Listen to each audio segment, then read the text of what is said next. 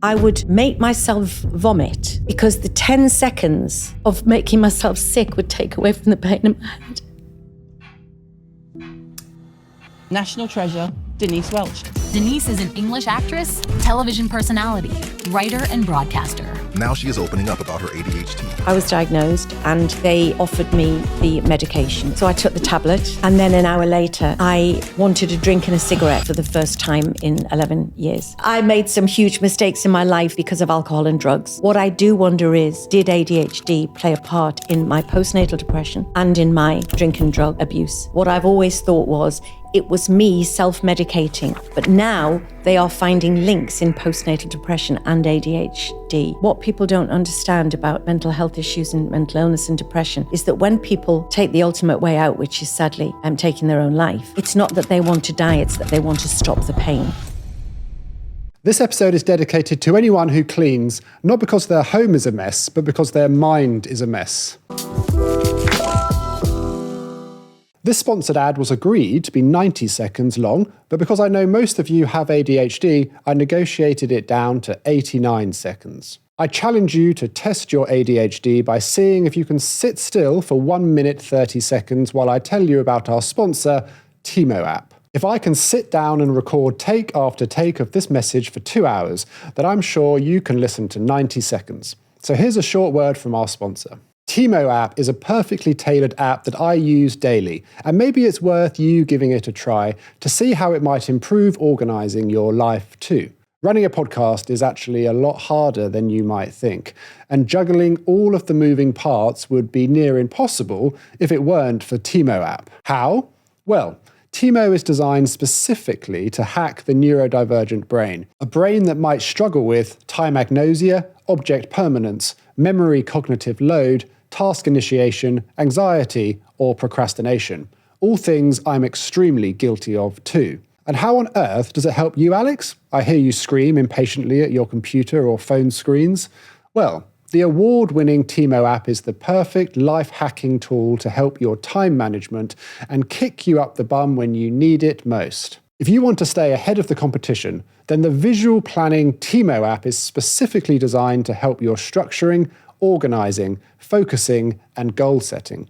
It has a visual timer providing a tangible and visual representation of time to help users pace themselves so you never miss a deadline ever again. It also has an efficient lock screen reminder service to alert those of you who are very out of sight, out of mind with your chores and afraid you might forget them. It brilliantly centres all of your tasks in one place across devices, both on a web and mobile apps, to streamline your overflowing schedules and make them much more digestible and a lot less intimidating. And for those who find big tasks too overwhelming to even start, Tiimo breaks them down into more manageable subtasks to get the ball rolling. In fact, this app helps me so much that it actually reminded me to record this message to advertise the app.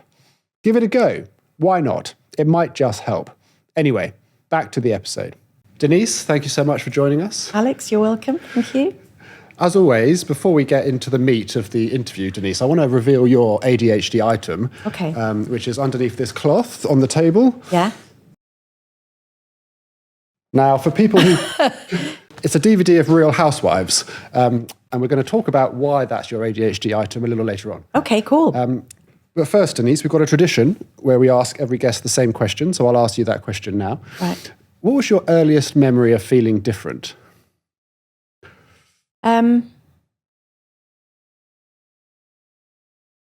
Yeah, quite interesting, because I think that with my ADHD and maybe other, particularly women, have said this, the hyperness was not really a thing in my childhood.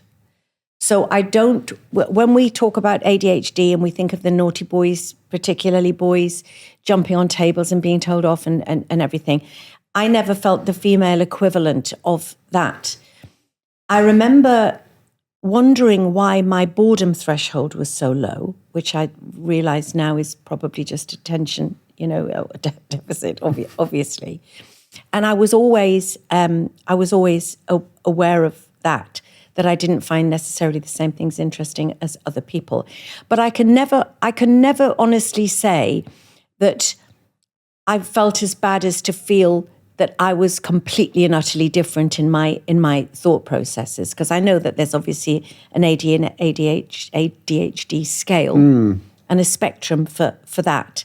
And so I think that I never felt completely different. Maybe I masked, as they call it now. You know, I was always somebody that tried to fit in. I always somebody that wanted to people please and wanted to fit, and that's really something that I struggle with to this day.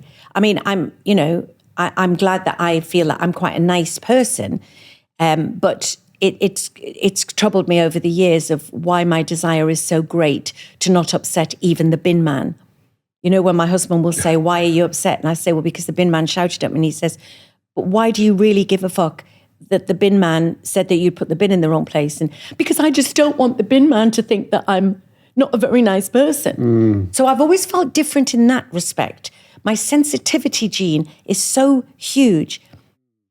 So different in some ways, but not different that I ever thought it was a problem. And when did you get your ADHD diagnosis? Well, I got it by default, sort of, a couple of years ago. Nadia Sawala had been for some time sure that she and her daughters were ADHD, but undiagnosed. And she talked about it a lot. And everybody would go, "Oh God, Nadia, you know, if anyone's ADHD, it's you," the girls would say. So our producer is married to someone who's very, very high up in the ADHD world, Henry Shelford. And he very, very, an authority on this subject. Anyway, they asked Nadia if they organised a diagnostic process for her, would she be happy for it to be filmed as an item on the show? And she said, yeah, for sure. So they got ADHD 360. I know. She went along and she did the thing that you do over a period of a couple of days. And she was indeed, as were her daughters, diagnosed with it. However, they then told me that when they had approached ADHD 360 and said, one of our loose ladies thinks she may be ADHD, remember there's 24 of us all together, they went, "Is it Denise Welch?" And I went, "Oh, okay. What, out of all of us?" And they said, yes, that's what they said. And the girls then proceeded to say, "Oh, come on, Den. And I hadn't really, I'll tell you why, Alex, because depression has always been my illness, which, this is me digressing a bit, but I've had clinical depression since Matthew was born in 1989, so 35 years. Less so the last 5 years, which we may or may not go on to, and it's like a new life has happened to me in my 60s because of that. But that has always been my illness. So everything slightly different about me, everything to do with my thought processes, the way that the way that my life runs is always to do with clinical depression, endogenous clinical depression, as opposed to reactive clinical depression, which is, of course, what it says on the tin. That's based on trauma or life events that cause you to go into a depression, whereas mine is more scary because it's endogenous. So it just happens in the middle of a conversation, or when I'm on a train, or when I'm in an incredibly wonderful moment in my life, and I suddenly feel a metallic taste in my mouth and a tingling in my palms. And I know that heralds a horrible episode of depression, of which there is no control. So I never thought of having another thing. So that was always my thing. And anyway, I met the people when they came along to when we did the episode where we covered Nadia's diagnosis. And I met the people from ADHD 360. And of course, I was going to be having a diagnosis. And of course, it was kind of off the chart, as it were. What I was fascinated about was the thing that we discussed previously, is like many, many people thinking that because I wasn't hyperactive in childhood, It had never been something that it. So I never felt I was masking anything. I have a friend who has twin daughters, and one of the daughters lives a very pain-free life, and the other daughter is on the spectrum, ADHD, and it's awful because her masking is so intensely amazing that at school they have no idea of her home behavior. She is on the top of the academic list. She is a friendly, amazing mixer at school, and comes back and shows violent tendencies from the minute she walks in the door and is having a terrible time, and so are they. She's got the most wonderful parents to deal with this. So I am now aware of what they call masking, but that was I never felt I was masking anything. So it's an interesting new adventure that I'm on, and I also don't medicate, which I tried. So 2 years ago, I was diagnosed, and they offered me the medication and suggested that I took it. And I said to Lincoln, my husband, I don't feel the need to take medication for ADHD. I don't really want to change who I am. I accept that I interrupt people, and sometimes that's just because they're so boring, not because I've got ADHD. But yes, there are all these little sort of light-hearted things. And Lincoln said to me, sorry, I keep knocking this. Lincoln said to me, if someone else was diagnosed with something and they were told or advised to take the medication, you would tell them they should, because I'm a huge advocate for antidepressant medication when prescribed for the right reasons by the right people. And so I said, okay. And I remember it was January 2023, and my son Matty was playing at the O2. It was a big, big night. And I was taking several people along and blah, blah, blah. Anyway, so this medication arrives. And I honestly thought, because the way that it had been described to me in some ways was that my head would be clearer. I would be much more focused. I wouldn't be trying to, multitask a million things. I'm a woman and we do multitask, but, that my head wouldn't be scrambled in so many ways. And that suddenly domesticity and the ability to do my taxes would happen to be overnight. So I thought, I'm going to take this tablet. By the time I leave our London apartment, I'm going to have vacuumed everywhere, and I'm going to have thought, right, for once, I really want to settle down to that bulk of tax affairs that I've ignored since I was 18 years old. So I took the tablet, and an hour later, nothing had happened, and I was joking about still not feeling the need to do my taxes.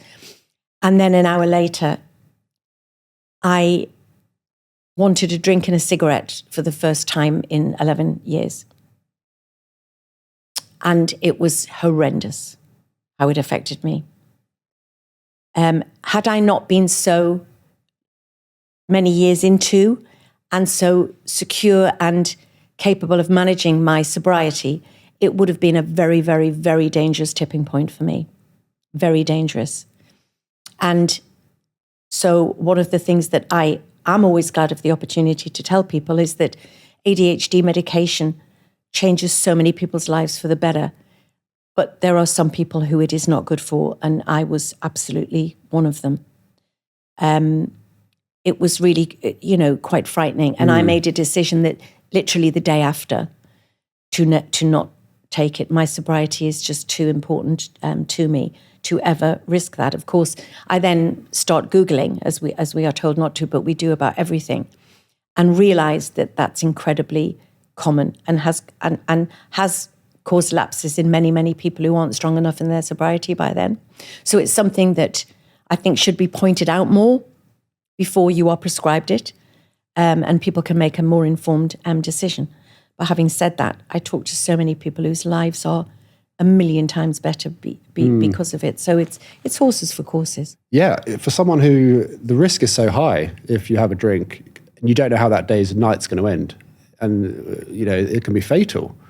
I realised when I was at Matty's show, and we were in a box at the show, I like a non-alcoholic beer. I'm not triggered by non-alcoholic beer. I get sick of sparkling water. I like and now, over the years, they're so much better, aren't they, the non-alcoholic drinks?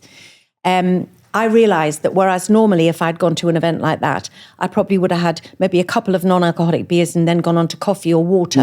I realised I'd had 8. And that's what I was obviously doing.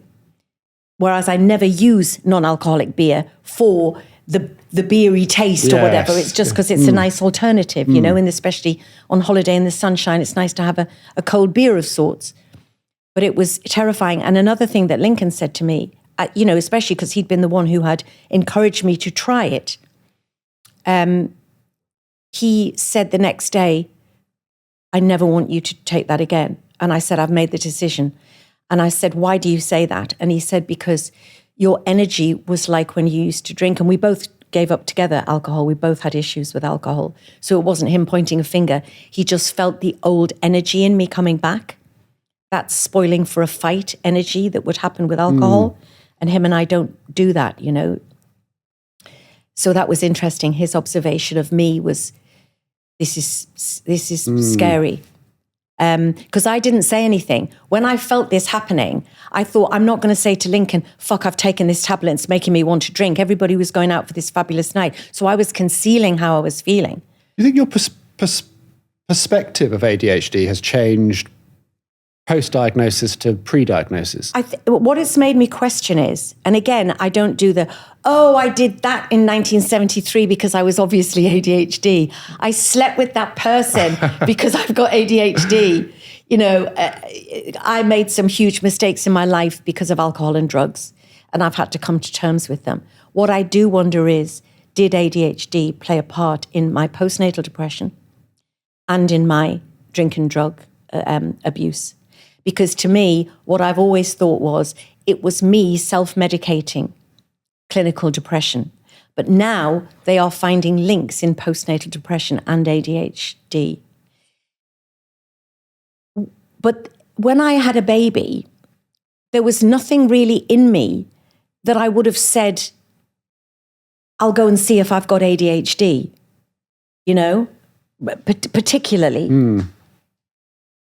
They're finding the links, obviously, where they know the links with an inability with numbers and maths with a lot of people, which has always been something that's terrified me. I'm just about to be a patron of natural numeracy because it's something that has really blighted parts of my life. Not because I ever wanted a career in accountancy or in economics of any degree, but just day-to-day ability to not be able to add up properly and have the English and drama side of your mind working. You know, if I'd really wanted to pursue languages, I possibly would have been quite good. But the math side and the just day-to-day, not being able to work in a pub when I was 18 because we didn't have electronic tills. So if people are going 3 whiskeys, 4 vodka and tonics and 2 gins and you're trying to work it out in the background, you're sacked, you know. There's something called dyscalculia. Dyscalculia. I think I've pronounced that correctly. So I that think you comes have. up time and time again. Yeah, I don't know if I have that or not because, again, I don't want to just give myself, she's got... More letters after your name. Here she goes. She's got that as well. Yeah. But, you know, I am aware now that with the things that I read, that there are links to all of these things. So many people with ADHD are alcoholics. I've been addicted to most things in my life, apart from physical fitness, which I desperately try to get addicted to the gym, and it just doesn't happen. Do you think there's a link between acting and your potentially dopamine-seeking ADHD brain? Probably do. And I think my dad, now looking back, I think my dad, the most wonderful person in my life, was probably... I now that I look for the signs and I know more about it, I see signs in that. I do think that it would attract the creative people. I was just so. It was the boringness of everything, and I just, you know, you can put it down to not having very interesting teachers, but just. Things just wouldn't go in because I had zero interest. And my mind was just constantly on other things. So when my mind was open to being in the school play when I was 15 by my drama teacher, and it had never occurred to me to go down that route. I wasn't sort of, I really need this, you know, from being 7. I was always the star of what I could never understand was that when I was maybe 7 and my mum would have a girls' night, why she would want me to go to bed, how that party would not be enhanced by my presence was alien to me, completely alien. Which, could be down to arrogance. It was incomprehensible to me that I wouldn't add to what was going on. So I think certainly the attention-seeking side of things. How do you think ADHD is viewed by your parents, or viewed by the time you grew up? Again, I use depression as a serious condition, that I had. I was incredibly lucky that I had the parents and the family that I did, because from the moment I became ill, which was 5 days after having Matty, no one in my family, I'm talking about my immediate family of my sister, my mum and my dad, and my husband at the time, Tim, the boy's dad, nobody ever doubted that what I had was a very, very serious illness. Whereas the thousands of people that I have talked to, mentored, been spoken to about depression, the amount of people who were told to snap out of it. Well, my first autobiography was called Pulling Myself Together, because if I had £1 for everybody that said to me, pull yourself together, snap out of it, what have you got to be depressed about, I'd be a trillionaire. And that was, and interestingly enough, it was my granny's generation that were the least supportive understanding of the illness.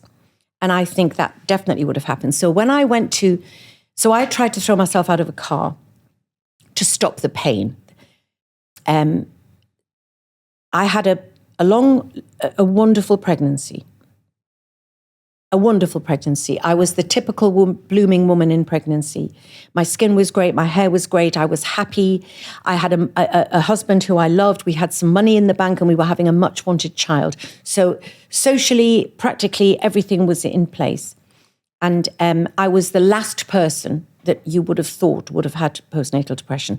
So when subsequently the psychologists on different talk shows I would do or chats I would do would say, we would have been able to detect it, I would say, with the greatest of respect for your profession, which I have in buckets, you wouldn't have known. You couldn't have known. I had not had one day of psychiatric illness before I had my child. I had a long labour and 42 hours without pain relief, which they deemed was this natural, right-on hospital, which I didn't know was a natural childbirth hospital when I went there. But I would have happily been hit over the head with a spiked mallet, given the opportunity, but it wasn't available to me. But nevertheless, the baby came out, all trendy on the floor, blah, blah, blah. I didn't have any second stage, so I was second stage 7 hours, which I shouldn't have been allowed to go to the point that Tim said, "Are you sure you haven't kept your fucking tights on?" But I couldn't get this baby out. But anyway, blah, blah, blah, wonderful. First few days, wonderful. Took him home on the 5th day and things went downhill from there. And I wasn't anxious, I wasn't worried. And I had the first of a panic attack. And it was terrifying. And the whole lactation process stopped. So I had full breastfeeding, big bazookas, as you would have. And overnight, they went to spaniel's ears. And this community midwife came round and said, because there was no consistency in my care with going privately, so this community midwife came round. And she said very, very supportively, that is not right. That would mostly only happen if a spouse or a parent dies at this point. Well, that's not really what you want to hear. You want to hear, don't worry, this happens to lots of people. It's not the end of the world. You're going to have to bottle feed him. That didn't happen. So this is where my family kicked in. And my mum took unpaid leave from work and stayed with me. So, because there was nowhere to go for help for this condition. But the point that I'm wanging on about here is that when my mum took me to my GP, who I'd never met before, I was almost catatonic. I couldn't eat, I couldn't sleep, I didn't know what was happening. I was apparently on the verge of a puerperal psychosis where you lose all sense of reality, but I was in and out of lucidity. And I couldn't hardly talk. And we got to the doctors with me having, on the way down, I vaguely remember this, the taxi stopped and I opened the door to create something that would take away from the pain in my head. And we got to the doctor and my mum was kind of talking for me because I was really monosyllabic. And the doctor, who was probably a woman of about my age now, leant forward and said, well, I had 5 children, dear, and I just didn't have time to get depressed. That's what she said to me. And I realized that my granny's generation, I love my granny very much, but they would all say, oh, come, what have you got to be depressed about? We had a mangle in the backyard. We had one outfit for the kids, one bottle. You've got nothing, you young'uns. But then they would nearly always say, oh, Granny, what happened to Auntie Vera? Oh, she went a bit funny. But Auntie Vera was just put away. She was put into the type of mental institution that my mum used to work in, where they were rocking in the corner. And my mum would say to me, there will be women like that. My mum was on a very high-grade ward in what we used to call, mental hospitals, and what we used to call them. And my mum said, there will be people in here who are institutionalized, who were put in because of undiagnosed postnatal depression or subsequently menopause.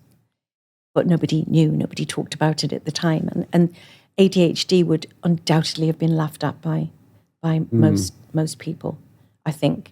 But I just wish it was something, I don't know quite how it would have changed things for me, but it's great for me that we are talking about it now. You've said that you feel better in your 60s than in your 40s. Yeah. How did you feel in your 40s? Drunk, to be fair. Hungover or drunk. And yeah. I mean, listen, I've managed to bring up 2 amazing children, 2 wonderful young men who are both excelling in their chosen careers. With Matty, I don't talk about Matty very much. He's got his own life and, you do something like this and the papers pick up what they want to pick up. But Matty was more affected by my addictions than, say, Louis was. Louis was 9 when Lincoln and I got sober. He's never known his stepdad anything other than sober. He doesn't really remember some of the days. And also, I wasn't someone, as some of the press have made out over the years, I wasn't going into the cupboard under the sink to get the cleaning stuff out and swigging a bottle of vodka in the morning and staggering around the house. That wasn't me. I was a binge alcoholic. And I didn't do cocaine until I was 38 years old. So if I'd been somebody that was into doing drugs, I would have been doing them at 21 when some of my friends were playing with them. I had zero interest in drugs, zero, nada. I was happy with just a few glasses of wine or a few vodkas. But when I was 38, my depression reached its height. I did cocaine because someone offered it to me and said, this will make you feel normal. And it did, initially. One line of cocaine brought me back to a normal state for a time, but then it became something I couldn't go out without. And alcohol, less so for me. Cocaine is where the moral compass slips in your life. It is the worst drug in the world for me. It is a drug that lies to you. It's a disgrace. It changes your personality. And, there are behaviors on it that I can't even believe that was the same person. So when I say my 60s are better, something happened in 2019 whereby I had my last serious breakdown that we used to call a nervous breakdown. It is now called an episode. However you want to term it. I had several over a 30-year period, some far worse than others. And I had a really bad endogenous episode in 2019 from nowhere. And because I had been a mental health ambassador pretty much from a year after I had it, even though my well-knownness or my whatever status you call it was in its infancy then, it was still enough to get, that the local paper picks it up and then you do those kind of talk shows. And people were saying to me at the time in the 90s, you don't want to be talking about that. People will think you're mad, you'll never work. And I said, I don't give a flying fuck. If someone doesn't employ me because I'm talking about depression, I don't want to work for that person. People said, have you ever lost jobs because of it? I said, well, I don't know the reason why I maybe didn't get a job. But if it was because I was open about mental illness, then I was glad that I didn't work for that person. And then, so 2019, because whenever I talked about it publicly, and Loose Women's given me a marvellous platform to talk about mental health issues and many other issues, but that's kind of my issue that I sort of talk about, and sobriety. So I'd had this episode, but whenever I talked about it, was always in the past tense. So, the last episode I had, when this happened, but obviously they're watching someone who is currently well talking about when they were poorly. So when this episode started to happen, I was driving up north with a friend of mine and her 2 kids.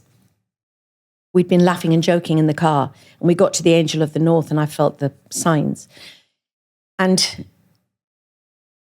this is where my masking has come in, because you don't want to ruin other people's time that they're having because of your illness. So the masking is intense, but the whole colour has gone out of your life within 30 seconds.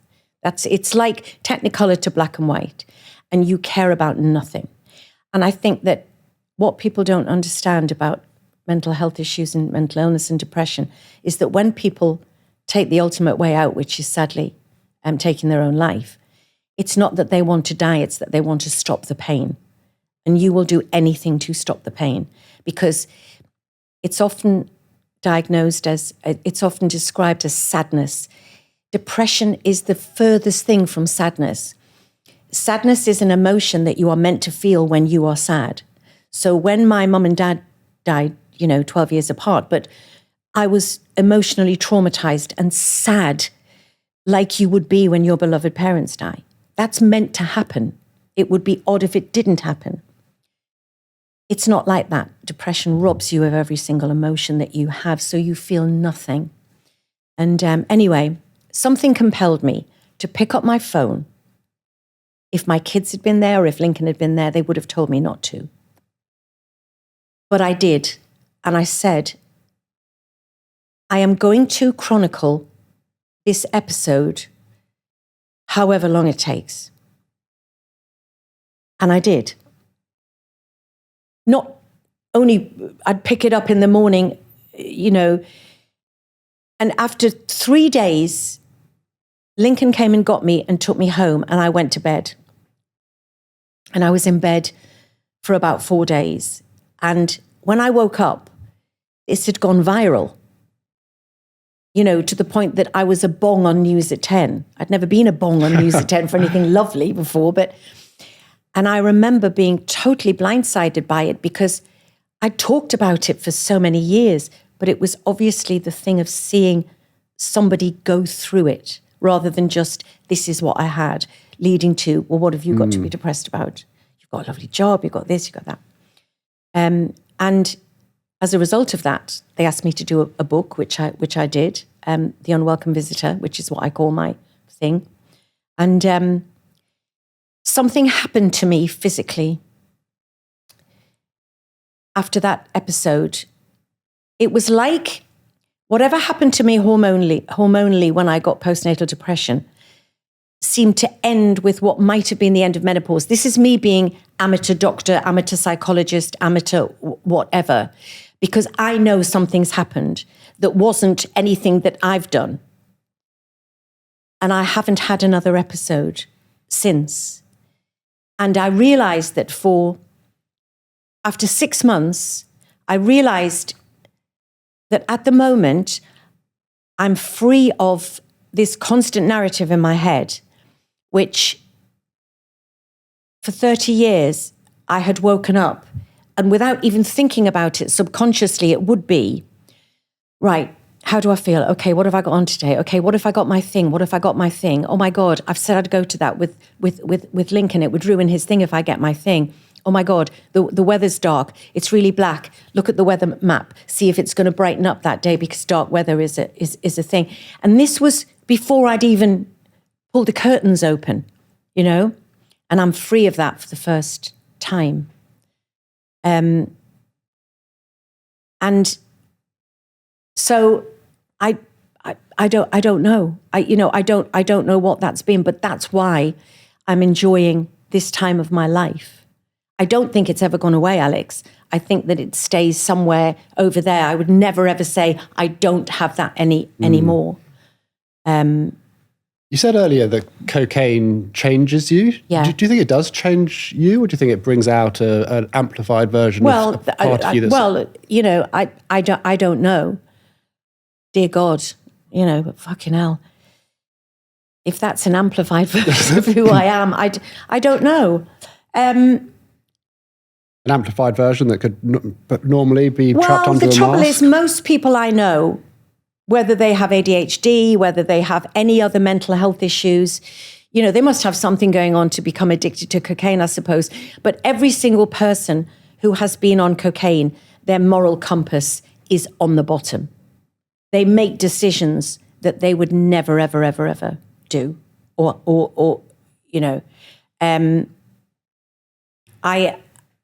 I'm so grateful to having met my husband. And, the only thing we can thank alcohol for is that we met in a nightclub at 6 a.m. that didn't open until 4 a.m.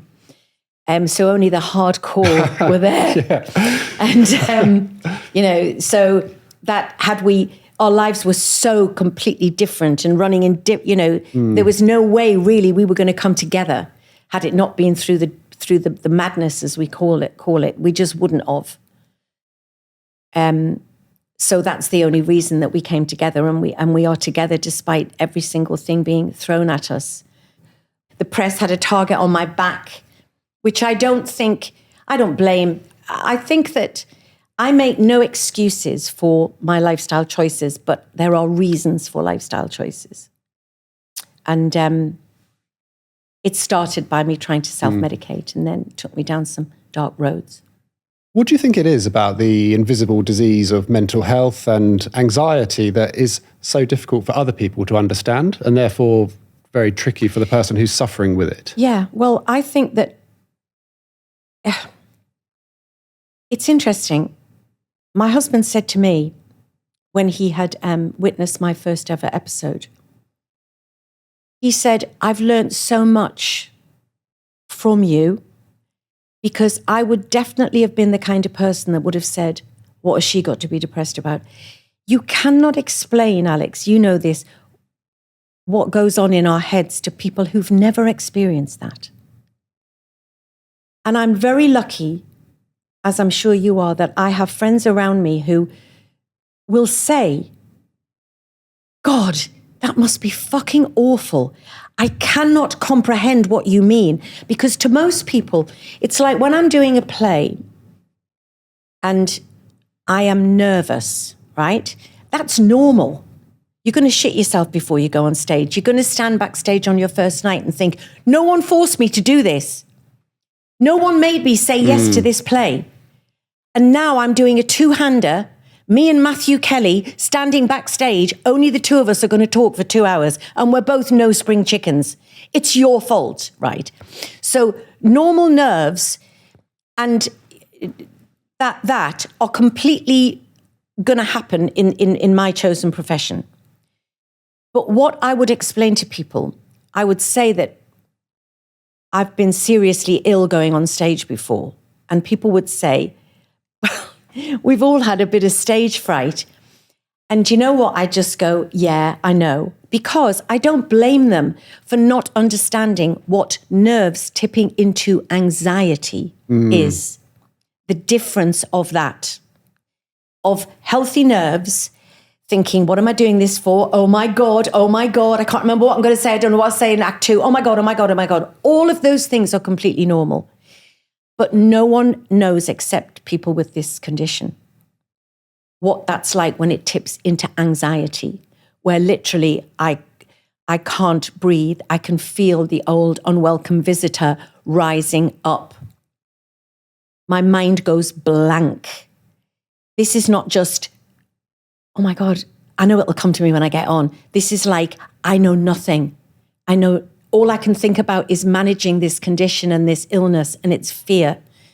It does make me think, when that's happened on more than one occasion, why I ever go, yep, I'll do that again. I don't know. Overcommit. You know, it's funny because people say, I always say I'm the most opposite of an adrenaline junkie. So I'm not a sports person. I'm not an extreme sports person. When you see these things on Instagram that we all see of extreme things, people jumping off things, people climbing these mountains, it's like, why? When you can stay at home and watch Netflix and just, why on earth would you do that? But I am an adrenaline junkie because I put myself through those situations where those people would probably never stand on stage knowing they're going to walk out in front of 1,000 people and having had 3 days rehearsal. Like when I did the Queen and the Diana story I told you off air last year. We had 3 days rehearsal to put a full-scale musical on, and I was playing the Queen and singing, which is not my wheelhouse, you know. With 3,500 people at Hammersmith Apollo. Why would you do that? Why would you do that? But I did. And of course I enjoyed it when it was over and you're getting all the pats on the back. But sometimes people don't know what you go through to get there and why you continue to do it. I mean, apart from the fact that the obvious reasons of it's what I do and I have to make money, you know, I have to earn money, of course. I think it can be very isolating when you feel like you don't have that tribe around you or that group of people that do get what you're going through. It can be very lonely. Do you think there is a link between being neurodiverse and the feeling of loneliness? Yeah, I do. I do think that now. Yeah, I do.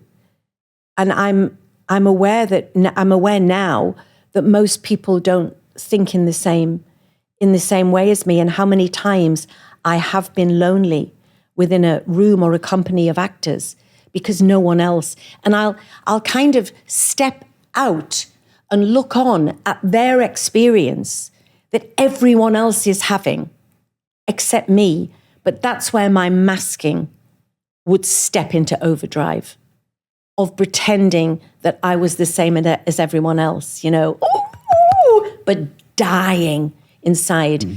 The amount of times, and I hope this never happens and people blame me, and this sounds really, I always, you know how you have to self-edit these days of how will something be picked up? The amount of times I have sat in a dressing room wishing that someone would come in and say, the theatre's on fire, we have to evacuate.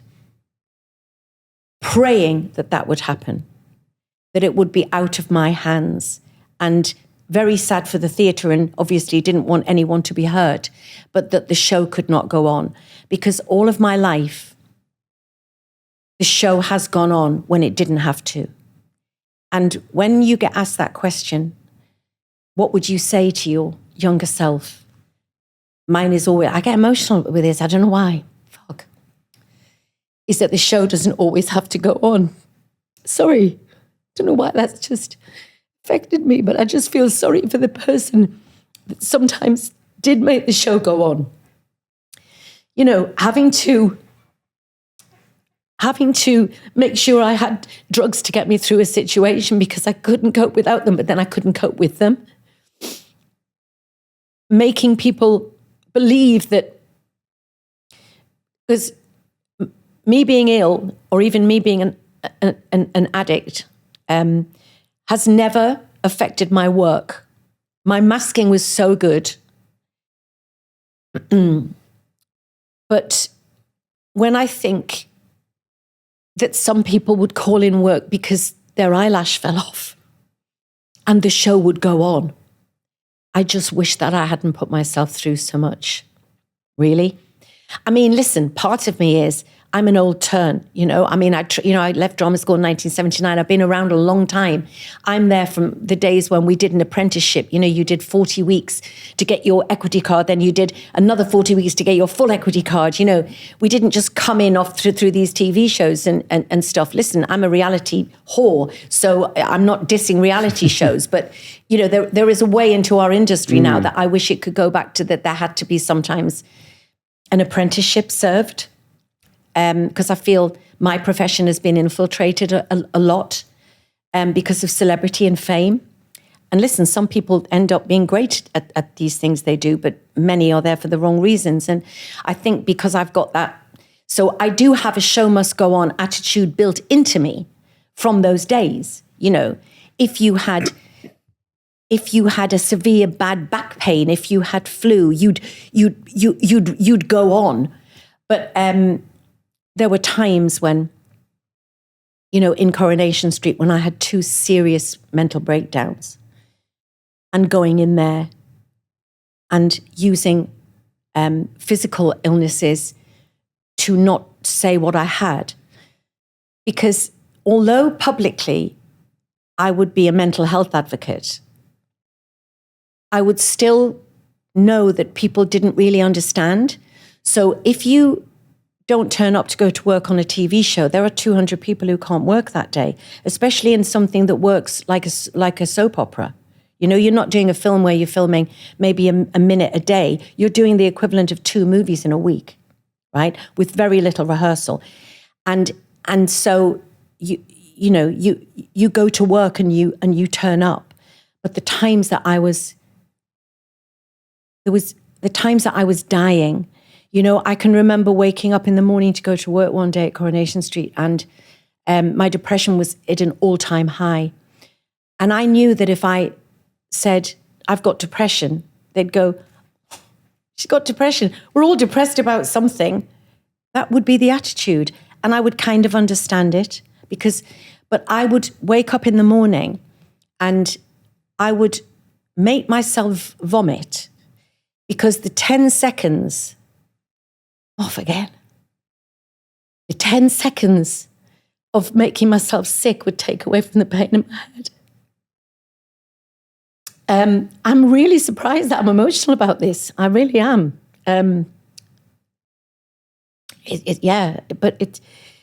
But I was having a serious mental breakdown, you know, and I would go to work and I would curl up in the green room and pretend that I was asleep.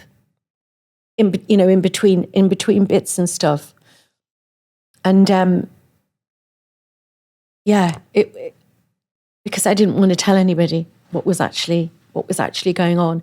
And then, of course, when people know that you drink, they will always put anything down to that. So I would say that I had physical things wrong with me. I'd say I'm okay. I've got severe gastroenteritis, or I've got this, or I've got that, because people understand what that is. They understand physical things.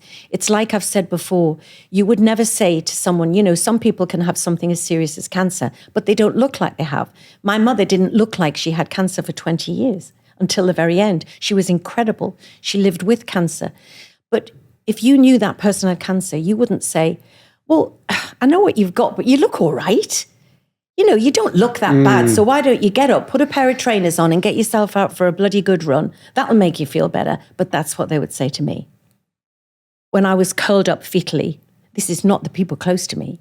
This is people who didn't understand, or I'd hear secondhand what they'd said.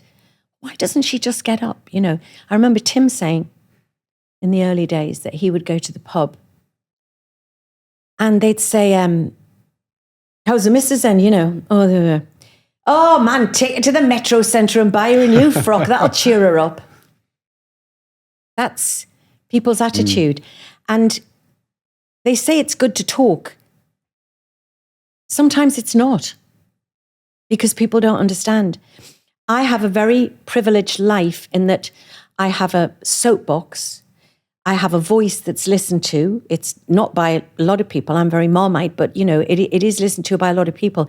But if you're Keith from accounts and you go to work and say, I'm suffering from anxiety and depression, They may legally have to let you go home, but they don't fucking want to. Because we're all depressed. We all get anxious about things. Keith's got anxiety again. If Keith had MS, they wouldn't say that. They wouldn't. And that's not, these are all, but they're all serious conditions. It's just what you wouldn't say to someone where you can see that condition. Or you don't even have to see it. You have more empathy with it because you have more understanding of it. I think anxiety, it's such it comes up every episode of it, and I've been plagued by it my whole life. But there's something. Was yours when you were young, did you have it? Yeah, so I've said the story a number of times. First anxiety attack in a classroom when I was 6. That racing mind, that sort of 7 highly caffeinated squirrels just barreling around in my head all the time. I think I do a lot of public speaking now, and I drive to my talks, and there's something inside me that compels me to work and to not say no to things, but at the same time, the anxiety that comes from it. You said the theatre burning down. When I'm driving to these talks, the thought process in my head is, I hope I'm in a car crash, because that will give me a legitimate excuse. Reason to not get there. To not go on that stage. Yeah. What compels you, do you think, to say yes? I don't know, Alex, because you saying that, I remember doing it's the only show that I've ever pulled out of because of my illness. And it was a pantomime in Stockport in 2004. And I remember that because Louis was 3. And I was giving my Wicked Queen in Snow White. And I chose this one because it was near to where I lived. And it's really weird because I was in rehearsals, and with pantomimes, you get like about 7 days or something to do what is in fact a full scale musical, really. And I had just started on the first day and I was feeling totally fine. And that night, I went to the Manchester Evening News Theatre Awards, a very prestigious, the sort of Northern Olivier's type of thing. And I was nominated for Best Actress in a Leading Role for a Jim Cartwright play, The Rise and Fall of Little Voice, at the Royal Exchange Theatre in Manchester. And I had not done theatre for many years because of my illness through choice. And I had taken the bull by the horns and done it. Did I get ill when I was doing it? Yes. Did I get through it? Yes. Did I do a good turn? Yes. And I won this award. And my parents had come down and surprised me because they'd been told I'd won and I didn't know, and it was all wonderful. And I just felt, my God, it was like a real grown-up award, because I've always been a bit underestimated sometimes because I've done lots of other things and I've diversified, and people forget that what I really do is that I'm a theatre actress. That's my first love and, what I do best, I think. Anyway, I won this and it was great. And we all went out and had a few drinks afterwards. And I went to rehearsals the next day. And I got into my head, oh my God, I've won this award now. Everyone's going to have such a high expectation of me, even as wow, it's changed everything for me. It's a wonderful thing. But this was this dialogue going on in my head, and I could feel my anxiety. And I did this speech in rehearsals and I dried. And I said, I'm really sorry. I know this speech. And they were going, oh, you're fine. You're just a bit nervous. I wasn't. It was anxiety. And it was the beginning of the end. And I went through the rest of the rehearsals and we opened. And I remember sitting on this throne in the theatre, and everything was red.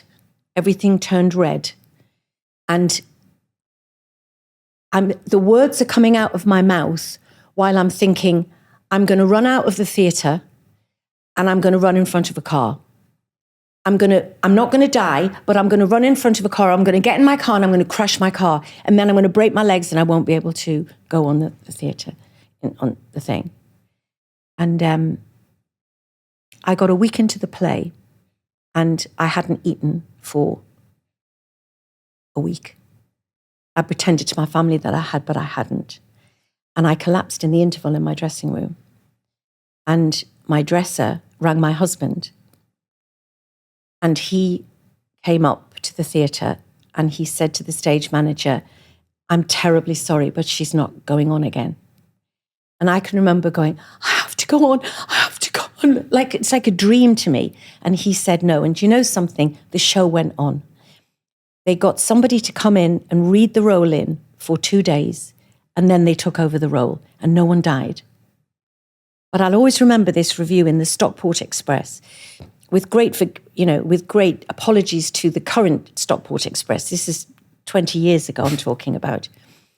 And it really summed up our conditions. And it said, "Denise Welch let down thousands of people in Stockport by pulling out of a pantomime and disappointing thousands of children by citing, in inverted commas, nervous exhaustion." I never said those words. They weren't on my vocabulary, but that's what they deemed that I had. Whereas Penelope Pitstop, or whoever the girl was playing Snow White, I don't remember, but obviously I wouldn't mention her even if I did, but battled on despite a broken wrist with a plaster on her hand and saved the show. And I just thought, there you go. There you go. I had nervous exhaustion, in inverted commas, but she bravely battled on with a broken wrist and saved the day. And I went into a fully fledged breakdown after that. And it took me a long time to get back on stage. But having said that, that is the only time that I have ever pulled out of anything. But it came back to the car crash thing when Will Young, and this is where I first ever fell out with Piers Morgan. And Will Young was doing Strictly. Now, I don't know Will Young. I know him to say hello to, to do.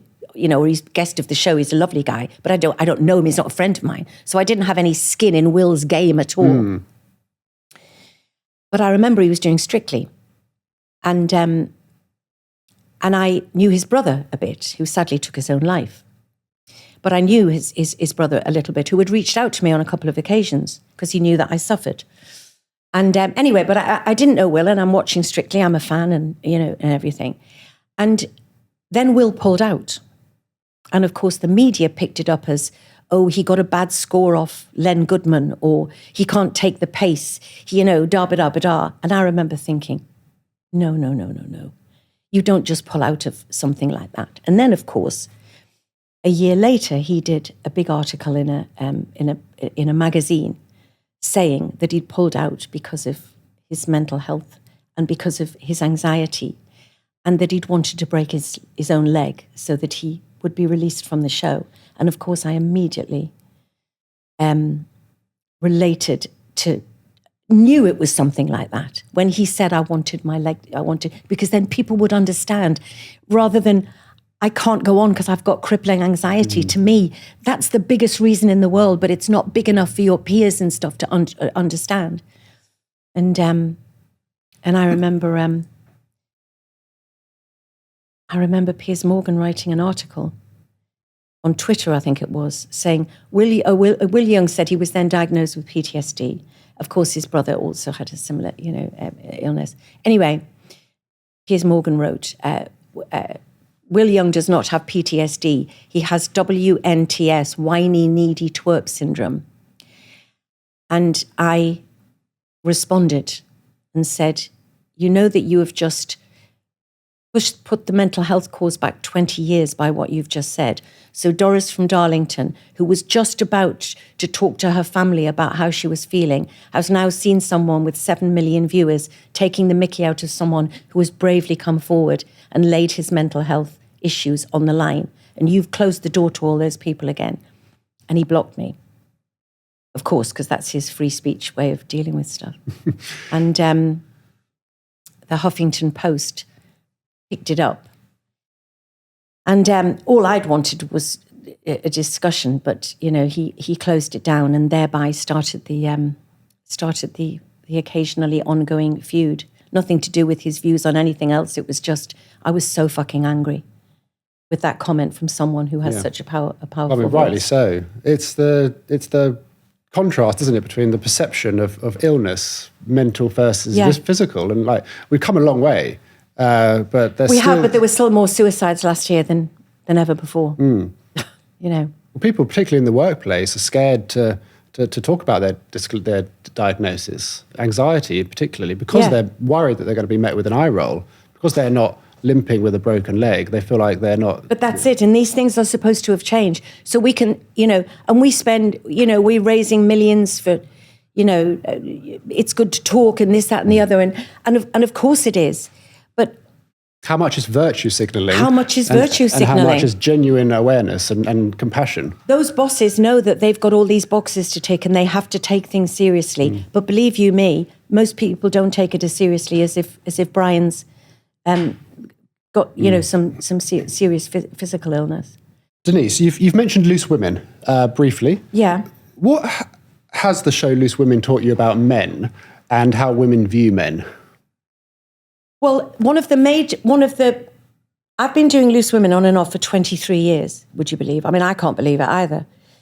Because I've done, it's a wonderful job in as much as many of us have other jobs as well. So, and it's really only been the last 12 years where, maybe 14 years, where it's been very much a staple of the daytime diet, whereas before it was it was on for 3 months, then off for 3 months, and 60-minute makeover would come on and we were nudged to half an hour and everything. One of the main misconceptions that people have about Loose Women is that we are anti-men. It could not be further from the truth. We love men. I love men. I've been married to 3 and slept with many more. So believe you me, I love men. And men love the show. Again, a lot of people look at what people think of Loose Women by Twitter or X or whatever it's called. Those people never watch an episode. They sit waiting for it to start to slag it off. They have no conception of what the show's about. Having said that, it's hard to go down the rabbit holes of those said social media places, and I do myself, But I love men. I think that we are very different animals, and I personally don't believe that we all have to be the same. I think men and women, and I know that there are now many other genders, and I respect all of them and everything, but gender and sex are different things, and I get as confused as everybody. But I think I've won ally of the year. I'm inclusive to everybody. But talking about men and women, I think we are different animals. And I remember who was that? The famous guy that dealt in human behavior. I can't remember what his name was, but he said a man and a woman living together is like a gorilla and a cat. Actually, that is how different we are. But I accept and I love those differences, I think. I don't know that I needed Loose Women particularly to learn about men. But I find the difference between us quite fascinating. I do think that things like man flu irritate me, that now apparently it's proven that man flu does exist and stuff. I don't know why when my husband has a cold, he has to clutch the furniture. Why it involves going from A to B across a room, from the table to the chair, clutching when you have a cold,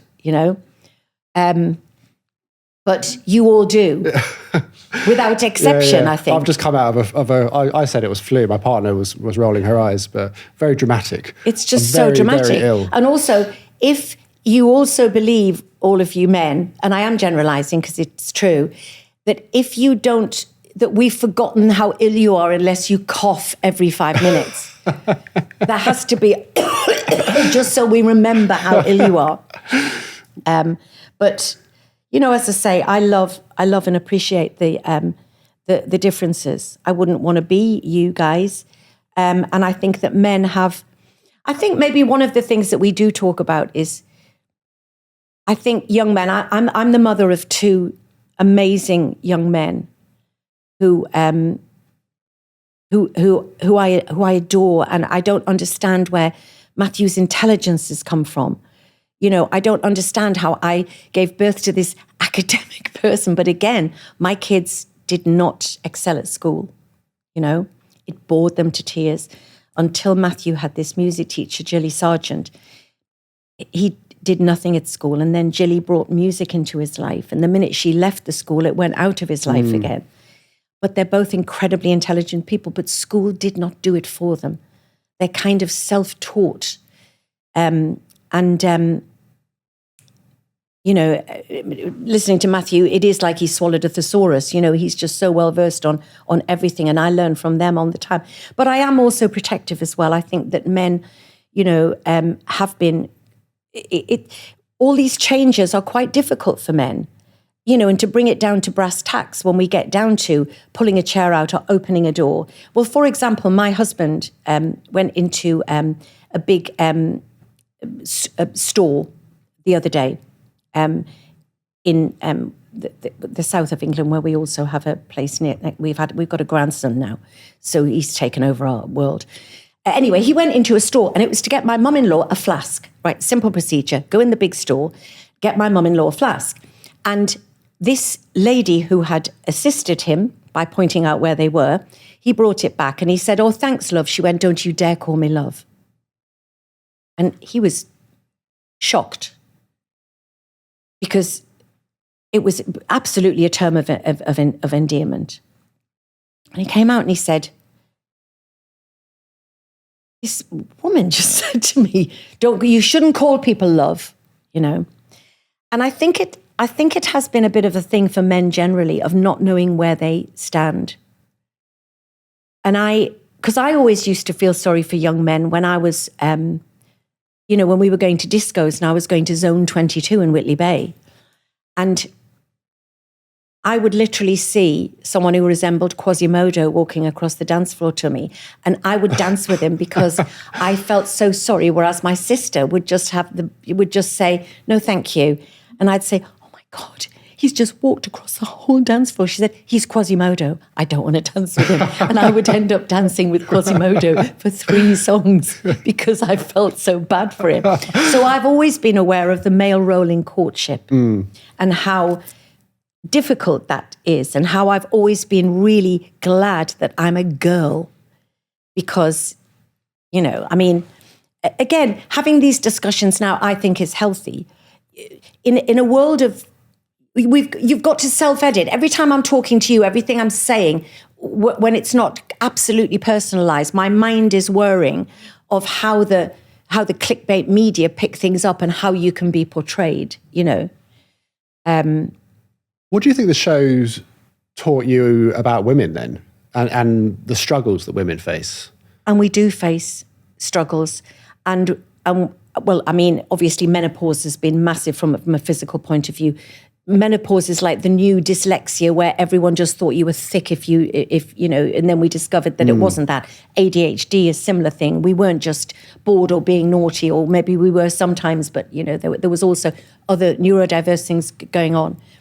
I think women are brilliant. I love women. I love the strength of women. I think the more women in power make the world a better place. I think that, again, another misconception, and this is to do with the media, and it drives me up the fucking wall, because we're trying to teach people not to bully, not to be mean, and yet they're doing it all the time. And they are constantly putting us in a situation where, if we have, this really pisses me off, if we have a heated debate, as Mrs. Merton used to say, for those old enough to remember, that's what this show is about. This show is about, at any one time, 4 different women having different opinions, different anecdotes, sometimes the same opinions or the same anecdotes, and having heated debates about stuff that they, you know, have a voice that they want to share. I love it because we are the only show on television, and one of the few in the world, which not only employs older women, reveres and respects the voices of older women. Our girls range from 24 to 84, you know, and I think that's incredible. And all of those voices are completely relevant. But if we ever have a slight difference of opinion that might include, well, hang on a minute, you know, I'm da-da-da-da-da. We are in feisty exchange, toxic warfare. Denise Welch and Stacey Solomon. Oh, Stacey wiped the floor with Denise. It's fucking disgusting. You know, we're talking about people who really struggle with self-esteem, and we're talking about be nice and don't bully. And the online media are the worst bullies of all time. And so sometimes I am self-editing because I can't be asked with how what I say is going to be pursued, which then leads to a Twitter pylon and stuff, you know. It drives me mad.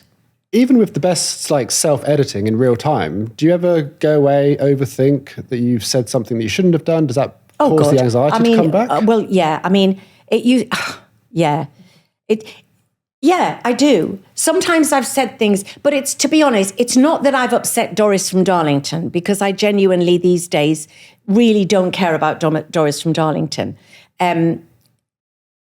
Sorry, Doris, if there's a real Doris from Darlington, because I do care. But there's a Doris from Darlington on Twitter is who I'm referring to. So yes, I do go away. More so if I've said something that might impact on my family. Even when I'm doing something like this, I am very aware of how things can be picked up that will impact on my family, especially my children. So I am very limited as to how much I talk about them.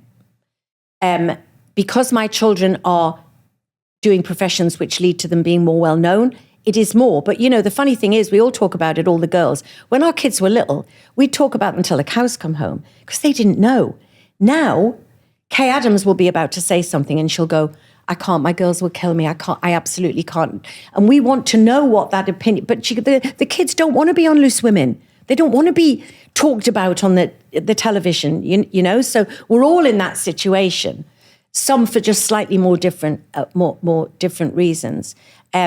But we are all a very, the strength of our friendships, and we're not all in each other's pockets all the time. But dear God, when the chips are down, even those who maybe are more, less friendly than, in all the years I've been doing this, I will say categorically, I have never had an off-screen argument with one of the Loose Women. Not one. And in fact, I can't remember anybody else. Yes, of course, there are people that people prefer to. There are panels that I prefer because I bounce off people better, or they've got more of my sense of humor, or I know that they're not going to be as sensitive if I take the mickey out of their love life, because there's others that I don't know as well to do that, you know.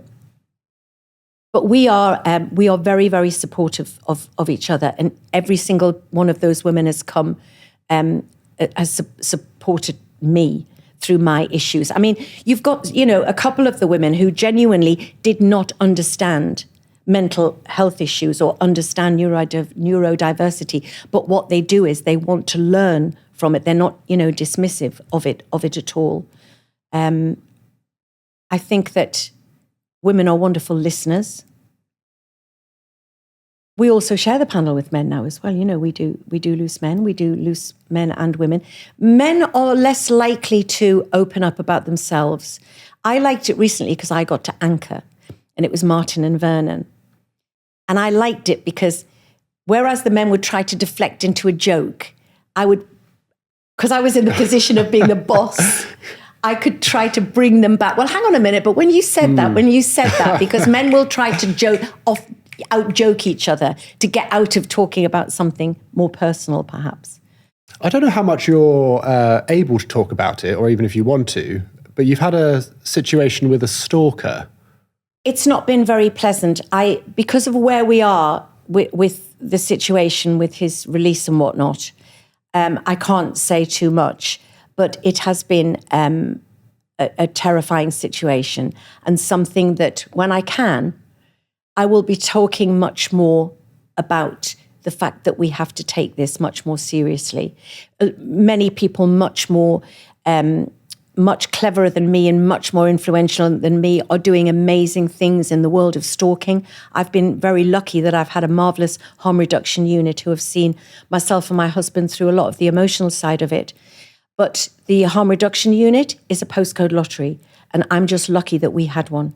But there are other people who don't have the benefit of that, and it's a terrifying situation. And all I will say is, believe you me, until you're involved in something like this, is when you realise that the law is on the side of the perpetrator and not the victim in most cases.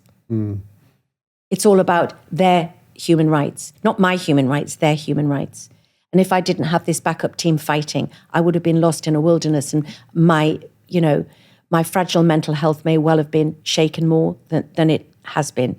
And also, it's been very hard for my husband because he's an alpha male protector. And when that's taken out of your hands, it's a very frightening situation. And I am all for rehabilitation. I am all for people being able to move on. But when somebody has shown no accountability and no remorse, and their human rights are more important than yours, that is just not on. And it's something that absolutely has to change. Well, we'll leave that there, but thank you for sharing. Good luck with the process.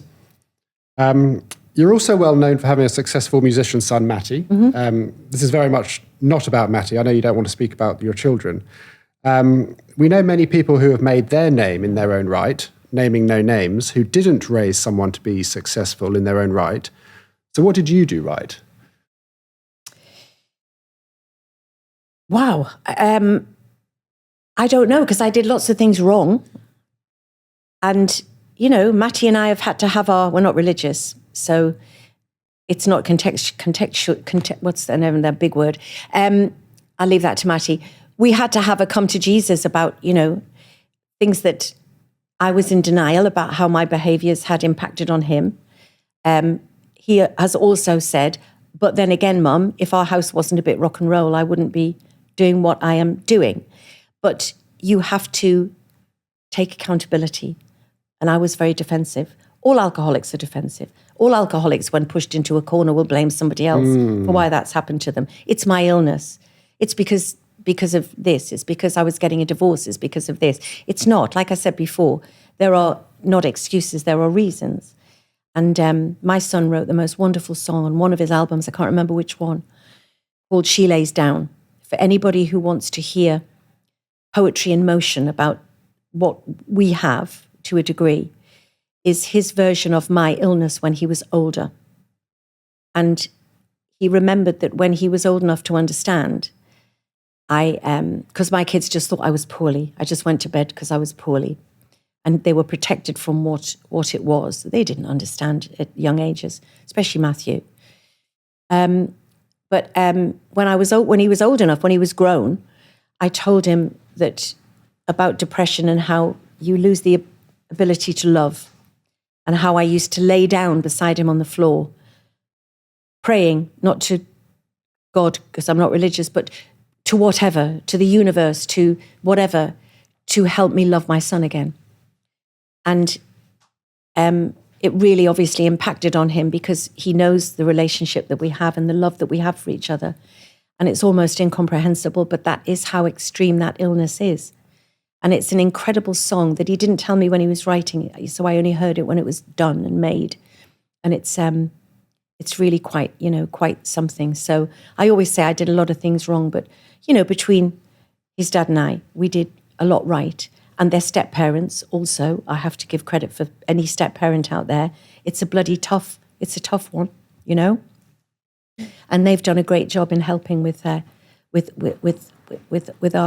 kids, particularly Louis again, because Matty was grown, but he's always known he's always known what he's wanted, Matthew, and he's been singularly focused on it and driven, and we supported him.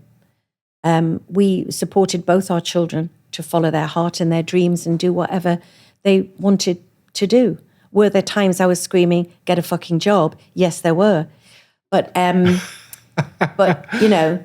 now when I watch him play Madison Square Garden, I'm thinking, oh, there's my retirement, hopefully.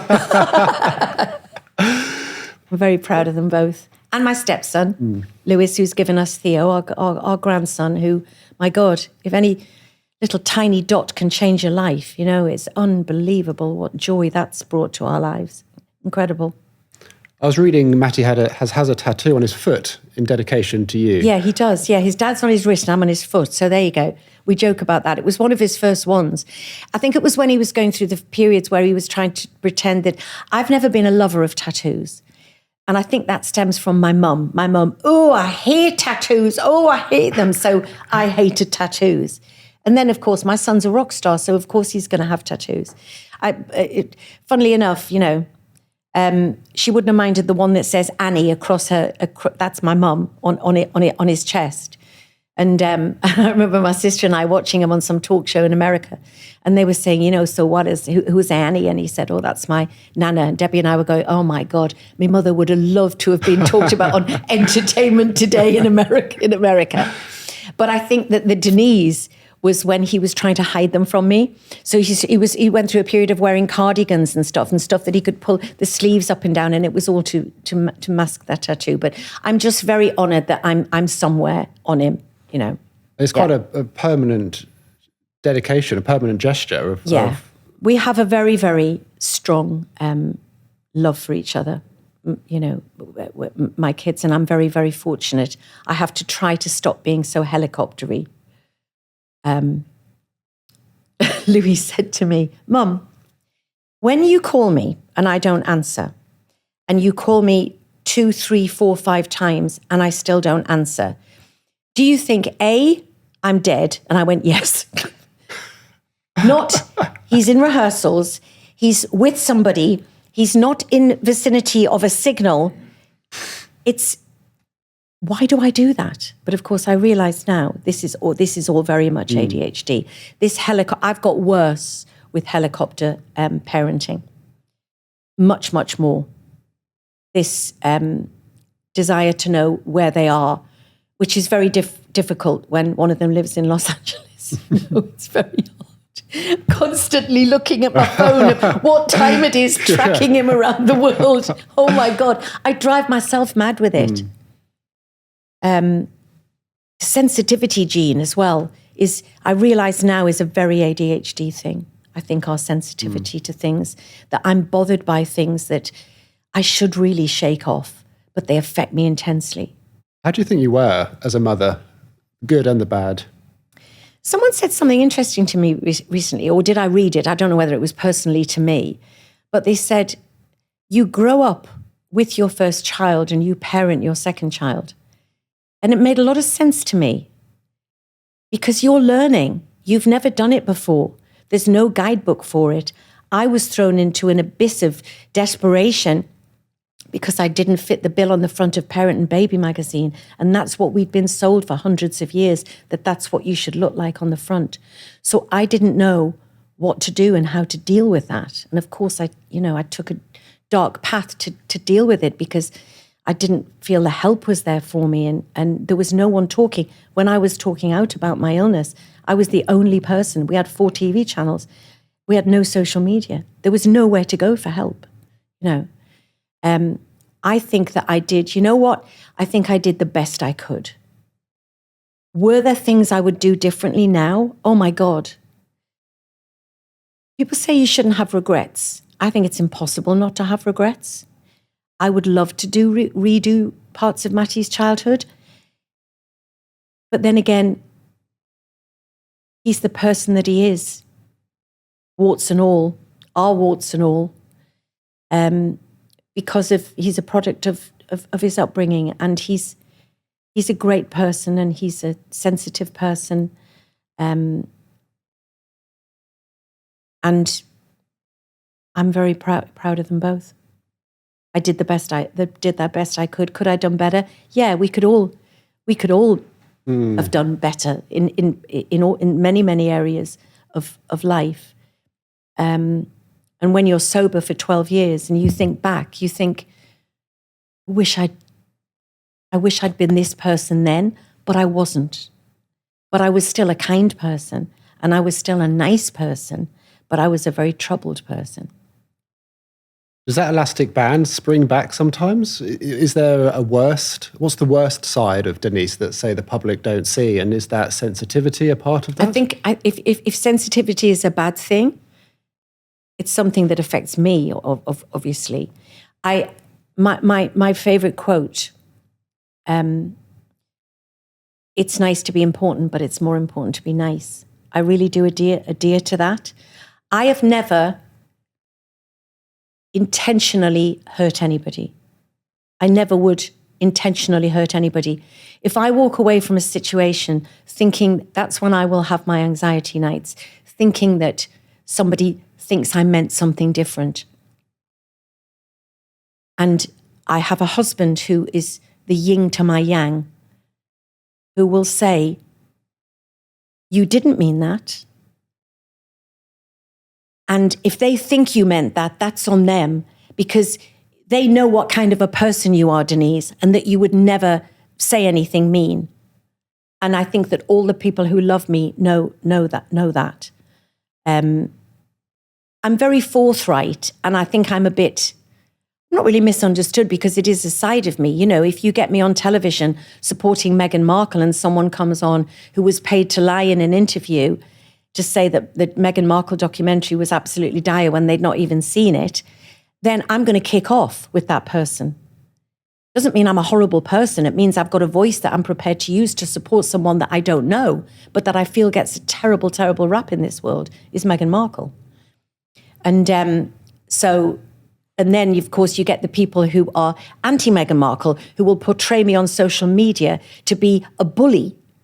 It's like, well, I've never bullied anyone in my entire life. If you mean by checking someone that I vehemently disagree with because they're denigrating someone that they don't know either, you know, I don't know how she gets through every day, that woman. I really don't. I really, really don't. She's the most bullied woman in this world. But if you stick up for someone, you're then accused of being a bully, you know. So, but those people now, I have learned, I really don't care about the troll world, but I used to. And when I talk about being something that you're saying taken out of context, I do get upset, because people's opinion of you is sometimes based on that media interpretation of you, you know. People say we shouldn't take any notice of what's on the magazines. Well, I'll tell you differently. We should, because if you are portrayed as a certain way on the front of a magazine, right, unfairly, believe you me, I've been fairly portrayed on them, but many unfairly. And there was once when I returned to Loose Women in 2018, and I know who the source was, and they're nothing in my life, but there was a front page of one of the women's magazines, and I use the word loosely sometimes, women's magazines, and it was Diva Denise. And it was that my demands were that I was paid more. I mean, it makes me laugh. That I was paid more than the other loose women, that I affected the whole lighting to be changed in the studio. Right. I'd had one meeting with the producer. That was me, my agent and the producer, when I said, yeah, I'd love to come back. I left 7 years ago. You're here now. Fabulous. I'd love to come back. As if I would have any ability. But the thing is, I am the most undiva person, Alex. So the fact is, there have been far worse things said about me on the front of a magazine. But that's how I was being portrayed on the front page in over 2 pages. So if you have that magazine and it's in Sainsbury's when someone's doing their shopping, and you've got a producer walking by who's thinking of maybe using Denise Welch for something and maybe using another actress for something, that subconsciously goes into their brain and they go with the other person. So there is a subconscious to what we read. We're all a bit guilty of seeing something about someone we like and saying that's ridiculous. Seeing something about someone we don't like going, oh, no smoke without fire. You know, I can be as guilty of it as well. But they need to take more of a responsibility. And when you sort of see something like that, and I guess it might trigger something inside of you, I'm alluding to RSD, the sensitivity to criticism and rejection. It's when it's unfounded. So if I am criticized because of something that if people don't agree with me and they put forward a valid point as to why they don't agree with me, fill your boots. If I do a play or something on television as an actor and somebody doesn't like my performance, will I be upset about that? Yes. But they have a right to say that they didn't think I did the job that they thought I should do, or they just don't like my character or whatever. So yes, I'm sensitive to it. Where I get the word triggered is when I am perceived as something that I'm not by people who just make up stuff or just twist stuff to get a click on. Because we know that most of those people on journalists are 20-year-olds who've got to get a clickbait for something. But actually, they are quite powerful, those. because they all sit in our subconscious. We've all got views of people by what we've read online about them. Well, a close relative of RSD is justice sensitivity. It's the injustice of it. You know you're being wrongly represented. You see that, and it's a trigger of sensitivity, but it's not a rejection or a criticism. It's the injustice of it. It is the injustice of it. And also the injustice of not really having a right to reply, because if you reply to it, you just fuel the fire, and it makes it 10 times worse. And some people report to sort of internalize that feeling of intense sadness. Some people, it comes out in rage. Or what camp do you think you fit in? Well, I would have probably found solace in other ways back in the day. I'm very, very fortunate, Alex, that I have an incredible marriage. I do talk about my husband a lot because my marriage is the bedrock of my life. You know, if all's good in the hood, I'm okay and I can deal with other stuff. And when I said before we've yinged and yanged each other, we really have. Lincoln thinks that I turned on a sensitivity gene in him that had died many years before. And he'd become insensitive and didn't give a fuck about a lot of things. I've turned on that in him, and he has helped me toughen up a bit about certain things. You can't completely change somebody's character, but he will talk me through stuff. So if I'm feeling particularly sensitive about something that somebody said, I have him as my sounding block. And he will talk me through it and make me think it's not that important. Whereas left to my own devices, I would dwell and start to spiral about it. It's the fact that it can be someone in a supermarket queue, and say I haven't noticed the person standing there. So I go and put my stuff on the trolley, and the person may say, "Oh, push in, why don't you?" I will go, "Oh my God, I didn't," and I will fill up with tears because that person thinks that I'm a person that would push in front of her without any qualms and do that. And Lincoln will talk me down about how unimportant it is that a random woman that you will probably never see again thought you'd pushed in, and rationalize it for me. Because I would spiral with that. Because of the injustice of her thinking, I'm a nice person, and I would have actually stood back and let you go in front of me if I saw, because I would do that. If I've got 6 items and someone's got 1, I will let them go forward in the queue, and I want to scream, "That's who I am." And you're thinking I'm a person that doesn't give a shit that you're there. Whereas with other people, it would be such a non-entity part of their day that they might go later, "Oh, there was this stupid cow in the supermarket, thought I'd pushed in. I told her to fuck off and off I went. Job done." You know? And it just wouldn't even penetrate them. I think it's the extra energy that we have to expel that you know a lot that of neurotypical people don't. And it's invisible. No one sees it apart from us. It's the extra energy. And I think we've both obviously carried that all through. Yeah. And you know, mine takes an extra dollop because I voluntarily put myself on a show where I'm committed to certain things. And I will, there are certain hills that I will be prepared to die on as well for my beliefs, not really in a political sense. But I'm not going down the COVID route, but I took a battering during that time because I was so committed to a lot of the bullshit. It was never to do with the vaccine. I was called a COVID denier. It was so far from that. It was about a lot of the bullshit, a lot of the Scotch egg bullshit, and it still comes out now. We were in a situation where we were told that we banged our pots and pans on a Thursday night for the NHS, which we did quite happily. I was one of them. We were told to stay at our door and do that because this disease was going to, and we were banging our pots and pans on the doorstep.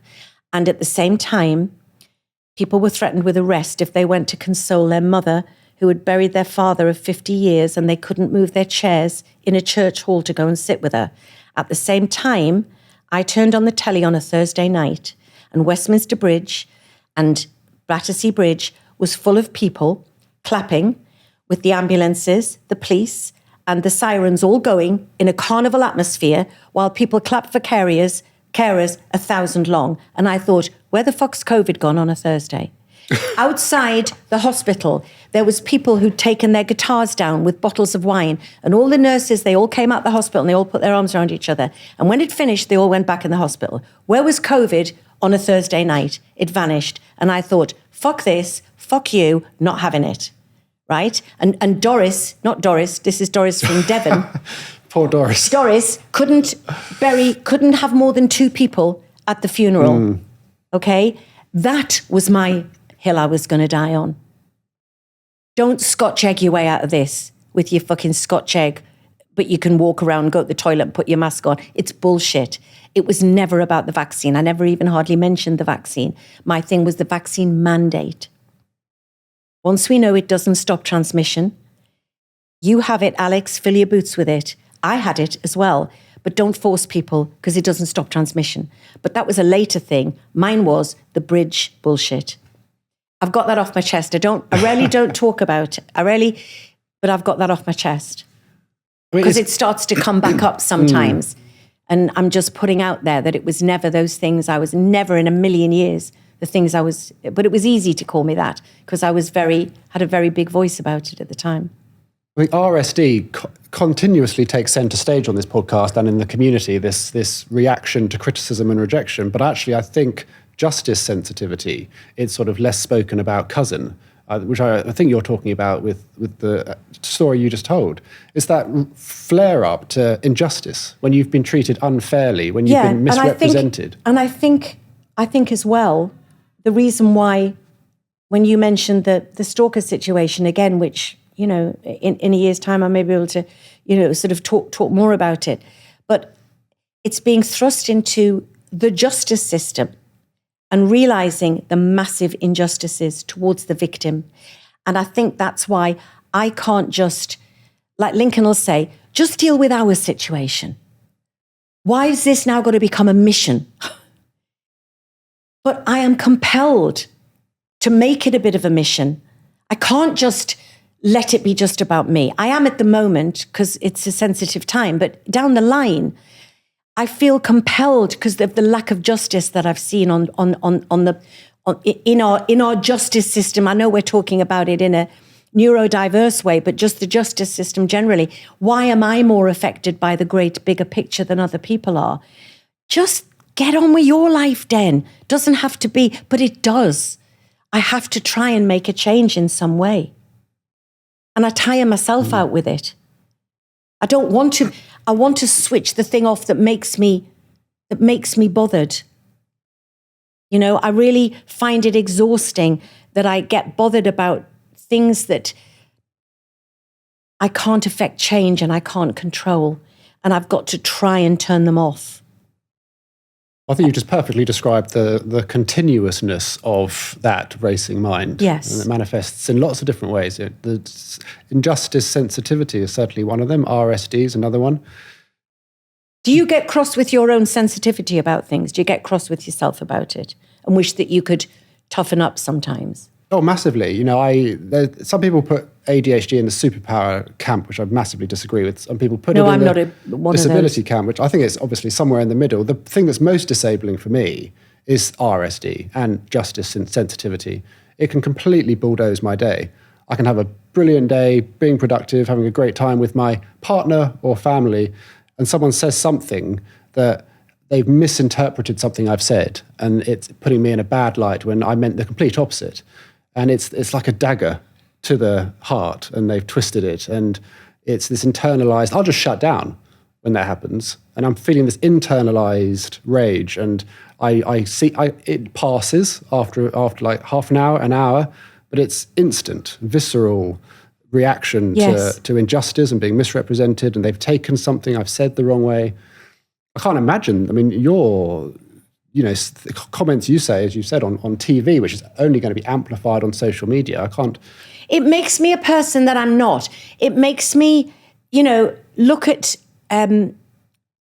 this thing, as I say, I have a disagreement with someone, and, but you know what it is? You have a disagreement with someone, and this is what happened. So I had a slight disagreement with another of the loose women about not about something personal, about the world. I can't even remember what it was. It was so inconsequential to me at the time and to her. But it was just about the world. We have different. I think it was a Gen Z thing, and I made some comment about sometimes I think that some Gen Zers will ring up if they've lost an eyelash and be off work, probably harping back to that. And the other person was and I'm very pro Gen Z, I love young people, of course, it was just that. And her thing was, well, maybe people shouldn't be going to work 5 days a week. It was one of those type of discussions. Anyway, someone on Twitter put, Stacey wiped the floor with Denise today, right? Now, what then happens is, on your feed, if you Google your own name, stop Googling your name, but I always do because I want to see what people are saying about me before someone goes, oh, I saw what the mirror said, you know what I mean? So, and also because of the nature of I do a topical TV show, I have to be on top of the Mail Online and what people are saying and all those things. And anyway, just in case people think, oh my God, she's Googling her own name, that's tragic. But anyway, it's just a thing. And so what I saw was outrage at Denise Welch as Stacey wipes the floor with her. Now, where that came from was one person on Twitter. That's all they need to get that headline. So then the Mirror, the Mail, the Thing, all with that headline. And that's how I'm being perceived, as this person who was being vile about Gen Z people and da-da-da-da-da. And that's what I get pissed off about. I really do. The fact that those people, so what happened was I then put on Instagram on a story, I Googled the journalist and got her Instagram handle, put the headline and just put, this is yet again building the myth that 4 women cannot sit, because it never happens when we have loose men. It would be a heated debate. It would be, things got a bit feisty between John and Steve today on the that would be it. Strong arguments there from both men, I felt, blah, blah, blah. That's what it would be. But it's so easy for them to use the all women are catty fighters. And that's what I hate. And it makes me sound as if I'm a bitchy, catty person. And that's when I get eaten away by upset, because I'm not that person. I can be forthright. I actually can't with people in my own life, funnily enough. I can with other people. I'm not very good at saying, you really upset me 2 weeks ago to my friends, and I will dwell on that. But with people that I don't know very well, like the man who came on the Meghan Markle man and stuff, I couldn't wait to do that there. I'm quite opinionated about things. But I hate that being turned into, you're a mean bully to that person. No, I wasn't. I was saying I completely disagree with you. And I said it with verve. And, I felt that it's injustice to be paid for an interview that you haven't seen to denigrate some other woman or man or whoever. So when that comes back on me, I get upset and angry. But I'm lucky that I have my anchor at home who talks me off the cliff about things like that a bit. But I don't think that I have got a bit tougher. And you asked me a question before we even were recording, because I said I was busy juggling several balls at the moment. You said, are you very good at saying no?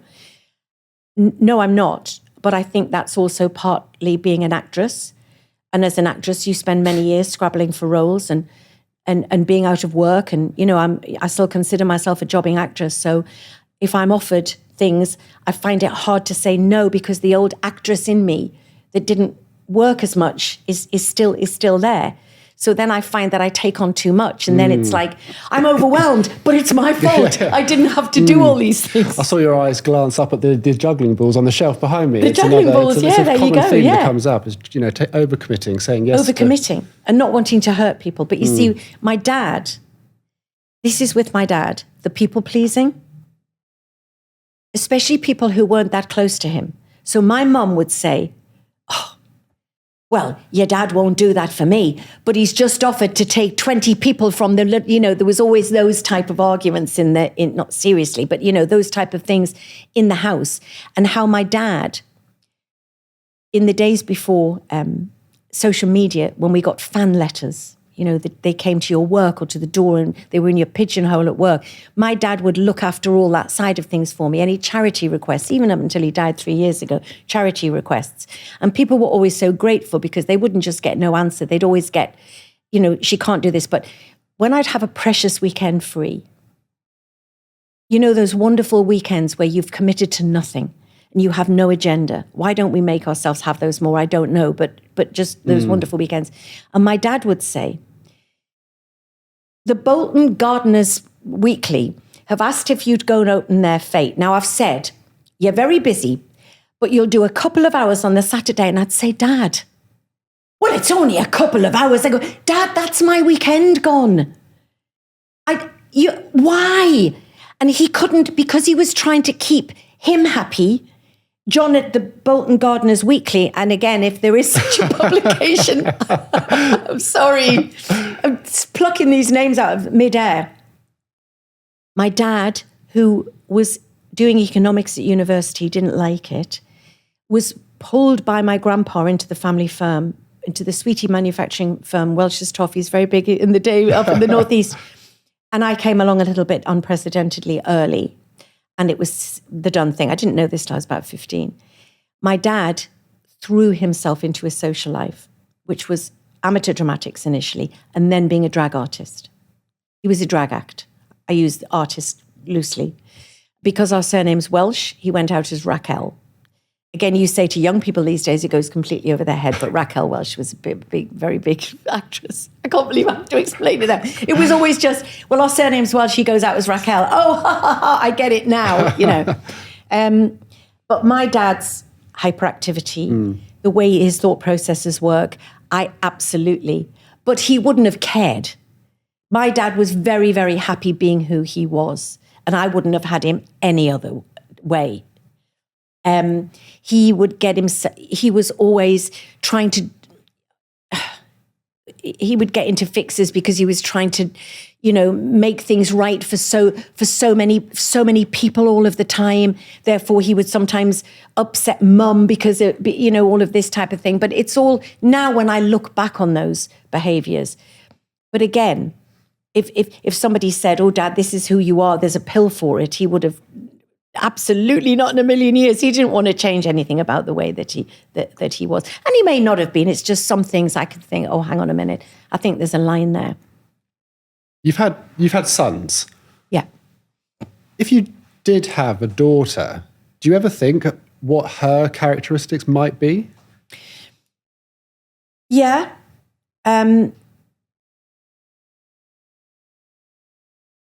would be, when I say I feel safer having sons, I think I probably just mean more from the physical side of things. My God, if Lincoln and I had a daughter, God knows, because his protection thing would have gone into overdrive these days. That would have been a nightmare. She probably wouldn't have left the house till she was 28. But yeah, I've never sort of hankered after having a daughter. I was so grateful. Obviously I had troubles when I had Matty, and then I was so grateful to be pregnant at 42, and then Louis was poorly. He had a thing called Hirschsprung disease. So funnily enough, I have a son who I think is well because it can't be detected at scan. I'm 42. I've had every other test done, amniocentesis. And as far as I'm concerned, I'm having a healthy child for a woman at 43 years old when he was eventually born. So I'm so grateful. I didn't care what sex he was. I was just so grateful. Then, of course, 3 days after birth, he was poorly. And we discovered he had a thing called Hirschsprung disease, which, had it been before 1948, he would have been a child who didn't thrive. That was when the first operation was. And the wonderful Alder Hey Hospital saved his life, on two occasions. So I never kind of hankered after having a daughter. And I also think I've been very lucky that I'm very close to my two boys.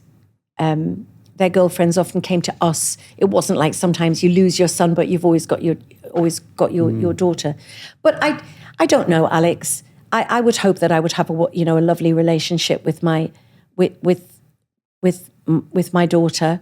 Do I think that there are traits of mine that the kids have got? Yeah, but they've also got, a very sturdy Geordie dad, who's very down to earth. I've never really talked about ADHD with him, but he's very sort of practical. He was always, yes, we divorced. Yes, things didn't go the right way, but we're still friends. We all spend time together. And he was, for a man from his background, he was incredibly understanding about my illness. And I'm sure he would have been about anything else as well. So I think I would have had a very vibrant, sensitive daughter. I think sensitivity is a wonderful thing. It's just when you have it to our level, it can become a problem. But I wouldn't swap it for the alternative, which is not giving a shit about people or anything or what's going on. I know I can't help the situations in the world sometimes, but we all have those friends who go, oh, I don't know. I put my head in the sand and I don't let it bother me. And I think, wow, am I jealous of that or am I annoyed with that? Is there part of me that would like to be able to do that? To just let the world's woes trickle off me? I'd choose what I am like as opposed to genuinely not caring. I'm very sensitive to any kind of, when I say family conflict, we're not a big conflict family, but I like it when everything's great, and then I'll talk to somebody, even just a friend the other day who'd had a massive fallout with their family. And she was all right. She was pissed off about it, but it was a big fallout. And I'm thinking, I'd be in the corner. I would be in the corner with that. But maybe it's much better to be her because it probably will get resolved. But it would be very tough for me to have that kind of a fallout. It has resolved. They've kissed and made up. But I wouldn't have been able to go through my day. Denise, I want to move attention back to the table in front of us, which has got your ADHD item on it. Yes. Which is a DVD of Real Housewives. Right. And I want to hear your explanation as to why that's your ADHD item. Well, to be honest, I was confused when you asked for my ADHD item. So first of all, before I embarrass myself, tell me what you exactly mean by an ADHD item. So anything that represents how ADHD has showed up in your life, and I suppose the best way to do it is probably to pull some examples from the showcase of other items behind me. So my item is a washing machine. Right. Because for me, I always forget my laundry in my machine, which is obviously a bigger representation of general memory loss and forgetting my reusable shopping bags and all sorts of stuff. Time. So this was Martine McCutcheon's. Time being general lateness or earliness, right, or time blindness. Ice baths was a neuroscientist who his item was ice because ice, he thinks, is the biggest tool for improving focus with ADHD.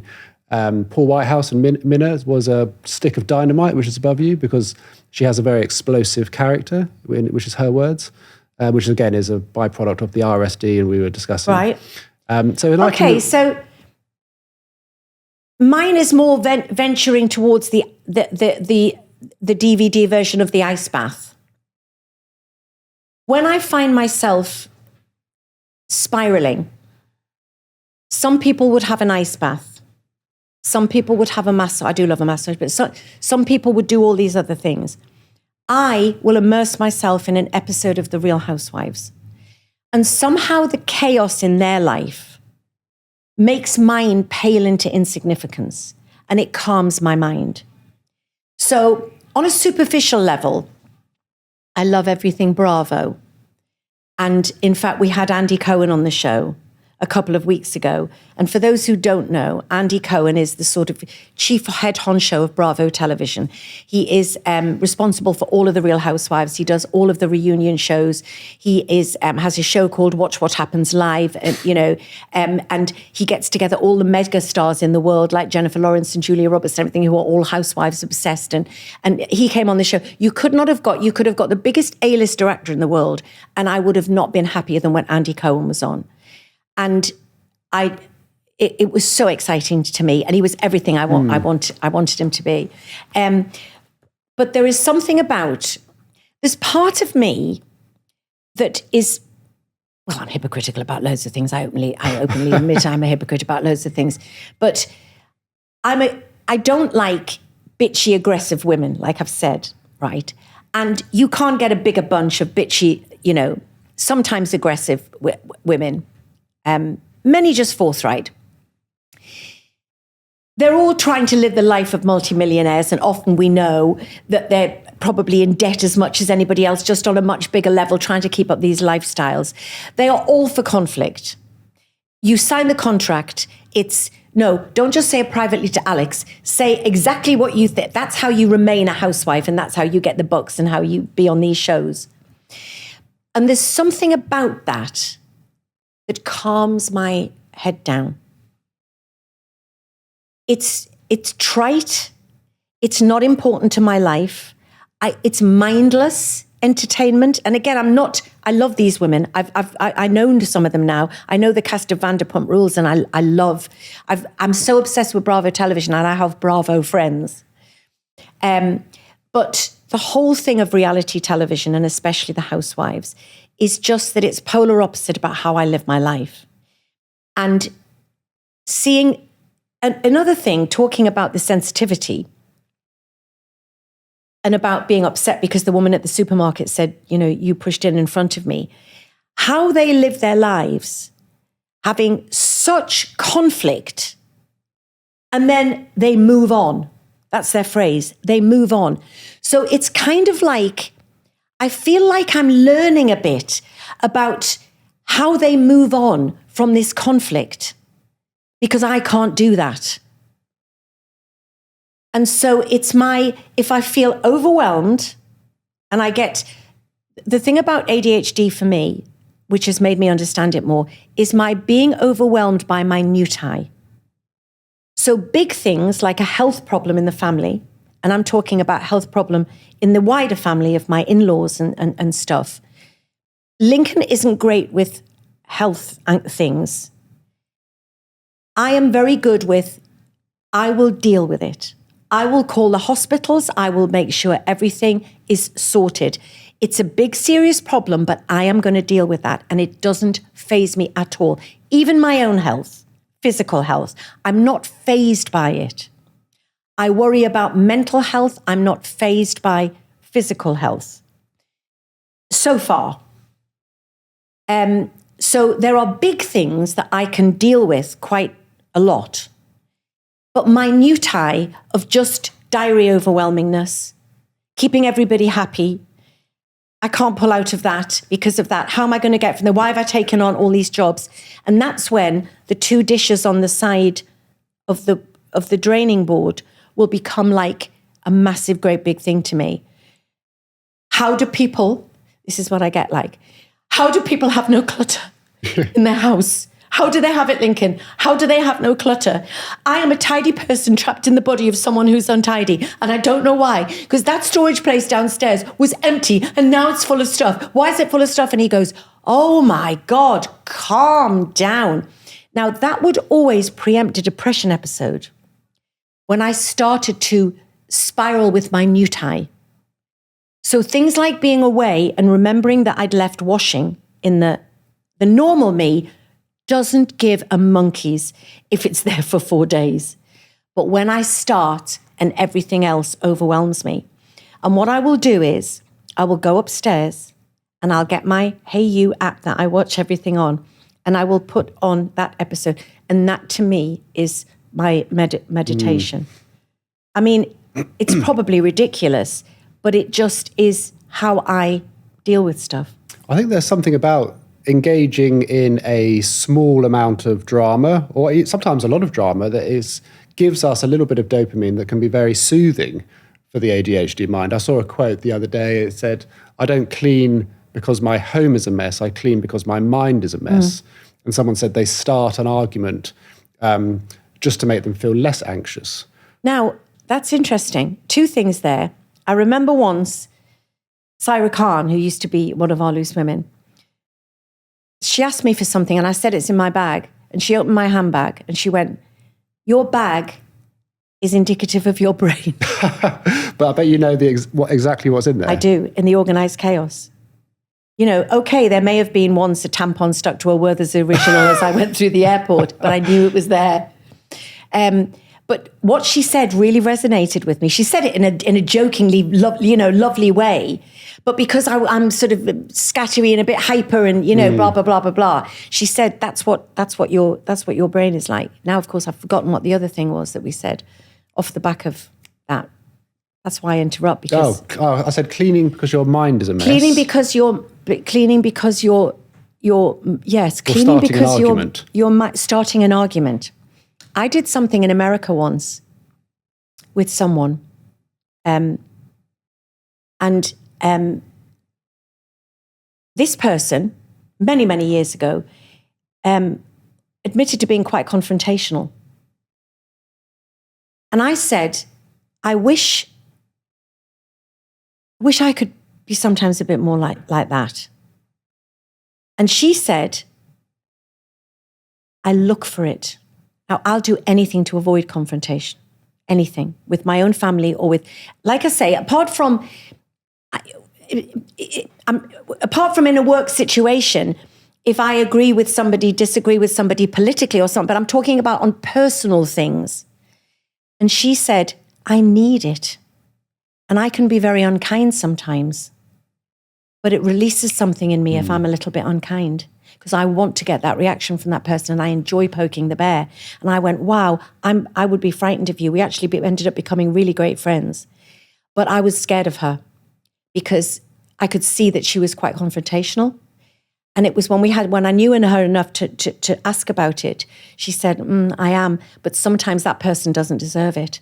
I just need what it's doing to them to make me feel better. And that's interesting. With stimulation. It might be a toxic source of stimulation. It is, but it's their stimulation. It snaps you out of the boredom, which can turn into anxiety, which can turn into an anxiety attack. It is a toxic trait for some. But, I heard someone say it the other week. They start an argument not because they actually have beef with the person, but because they're wanting stimulation. Yes. I want to quickly do the ADHD Agony aunt section, which is, as I said, my item is a washing machine, because I always leave my laundry in the machine. Although I am better. Does that drive your partner mad? Well, I don't want to speak on her part, but she's just as bad, really. Like, we laugh a lot at the smell of damp. Damp washing that pervades your home. Yeah, time and time again. It's like, oh shit, we've forgotten the machine again. And I'm 36. I've accepted that I'm never going to get that much better. You're never going to take it out. Although I have to say, Denise, I've started using the Tiimo app, which is the sponsor of the show, and I've got a bit better at remembering the washing machine. Oh, okay. This week, in the washing machine of woes, so someone on the Instagram community, in the ADHD chatter community, is asking, I'm currently going through a divorce and I'm a total wreck. I have ADHD and have mental health issues in general, and it all feels too much. Do you have any advice on getting through something so messy and traumatic? Well, I guess I'd tick all of those boxes. Just don't do what I did. That would be my best advice. Don't go to the dark side. But that's a lot. I think the difference, we talk about the negative side of social media a lot. I think one of the benefits now is that when I was poorly going through those things with, I know now, probably ADHD and depression, I only had my close family to turn to. Thank God they were enough. But for maybe this lady, maybe that she doesn't have such a close family network. The difference is that you could now Google depression groups in Coventry, women going through divorce Coventry, and you would find some kind of support group that is ongoing. I think that with this type of thing, it is very important to talk to people who understand what you're going through. The fact that she's reaching out might mean that she, as I say, she doesn't have an incredibly close family network, or maybe they don't live geographically near her or something like that. And I think that I used to be really I was frightened of the word support group therapy, anything like that. I was really frightened of it. But actually, it's just a bunch of people going through the same things. And I think that it's not something that she should put to one side. All of those three things are different. Divorce, mental health issues and neurodiversity are not necessarily all the same. But it's a lot. Again, I just think it's about reaching out to people and admitting that you're struggling, and that not trying to go through things on your own, and to talk. It's all the old thing, because we don't know anything more about her personal circumstances than what she says there. So you don't know if she's on medication, or maybe that's something that perhaps she could look into as a little bridge. Like I said earlier in the talk, I am very pro antidepressant medication if it is prescribed for the right reason. And so I wouldn't be saying, oh, you're getting a divorce, go for antidepressant medication. But maybe if she's not on medication for the other things, maybe if that was under control, she would be able to at least see the divorce through and functioning better in that respect. It's good that she's sent it in. So did she send it into here? So she listens to this podcast, or is it on Instagram that she So yes, she listens to the podcast, and she would have sent it into the Instagram DMs. Yeah. So she's, she knows what she's got, and she's sort of dealing with it. But I just think it's very important to surround yourself with people going through a similar thing. And even if it's just one of those things, even if it's an ADHD group or a depression group, getting help for one of those things, the ripple effect that it will make things easier. Divorce is never fun. That's why we're getting divorced, I'm very lucky that we've come out the other side and we've managed to salvage an incredible friendship. But I'm also would never judge anybody who is not able to have that. But if there is anything to salvage, if there is any friendship you can salvage, maybe look down those avenues as well. It's brilliant advice, and perhaps a follow-up question from myself. What advice would you give to someone who just doesn't feel enough and feels like they will never be enough because of this condition called ADHD that they think at this particular moment is plaguing them? It would be interesting to know why you or fictitious person thinks that you're not enough when you're, it's a bit like, oh, what have you got to be depressed about? But you have got all of the superficial things, like that you're a nice looking guy. You've got a very successful podcast, which you started all by your very self with no money to do so and everything, and have built it into this brand, which is incredible. You've got a girlfriend who doesn't care that you leave your washing in the washing machine. And you clearly are a very liked person, which is why you get such amazing guests like me want to come on your... I'm only obviously joking. But what makes you think that you're not enough?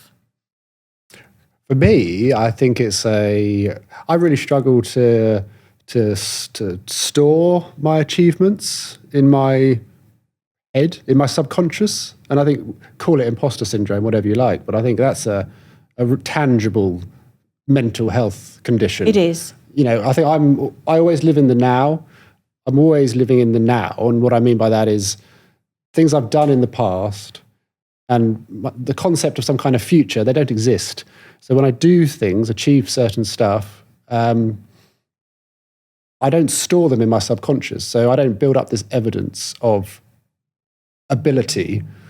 So then when I come to do something again, there's no evidence to look back on and draw on to give me confidence that I'm able to do it. Why did you say to me why, when we were talking about the medication, did you try the meds for ADHD? No, I personally never tried the ADHD. Why did you not try them? I feel like I manage But you don't. I feel like I manage some of the negatives of ADHD through exercise and diet. I'm getting better at now, like managing that aspect, the imposter syndrome, through intentionally celebrating when the wins happen. I think because I had a bad experience, which I do think is very important that I talk about for the reasons that I said. But when I look at another couple of my friends, and how the meds have changed that, being plagued by it, that's such a very strong word. And you use words like visceral as well. It's really, really, really deeply impacted. I just wondered if it's something that maybe you should look at, seeing if it has the effect that it did on these people that I'm talking about, who said that they were that it's been life-saving for them, just for those very thoughts that you have, because they were frightened of thinking about the future, and they were worn out and beaten down by it. Is it like, because I know with a lot of people with meds, certainly with antidepressants, why I'm so pro them is because people have always had this thing of like, I'd never take medication. And I always say, I've never taken a tranquilizer in my life. That's not true. I had my lenses replaced recently and they gave me a diazepam and I pounced on them. They said, do you want a diazepam? I said, yes, I've never had anything in 12 years. I'll have one. That's the only time I've really had a tranquilizer, because I think people have got this one flew over the cuckoo's nest version of, even though, the hectares and acres that we've come forward with this subject, there is still that cuckoo's nest thing of people going up to Nurse Ratched for their meds and then making them sort of shuffling around in white gowns type of attitude to anything to do with mental health medication. And I would always do that thing of I would take my meds and then when I felt better, I'd come off. And my mum used to go mad. She said, when you are on antibiotics, you take them till the end of the course.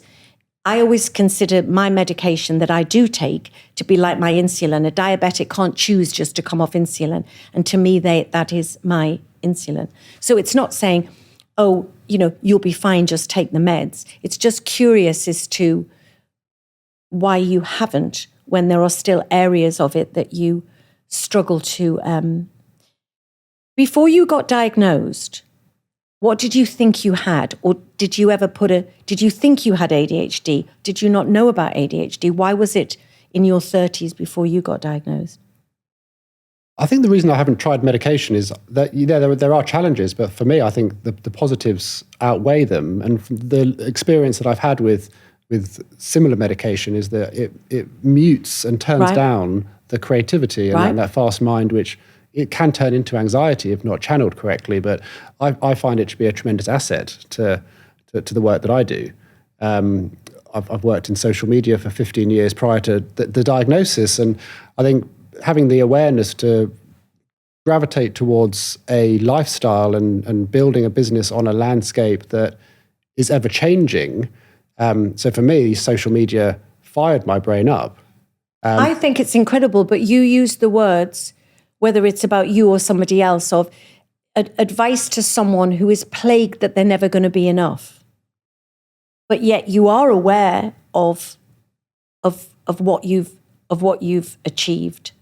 Well, I'm not speaking for myself. I know, having spoken to hundreds of people in the community, the comorbidities with ADHD are horrendous, and we see the suicide rate is 4 times higher in the ADHD community than without.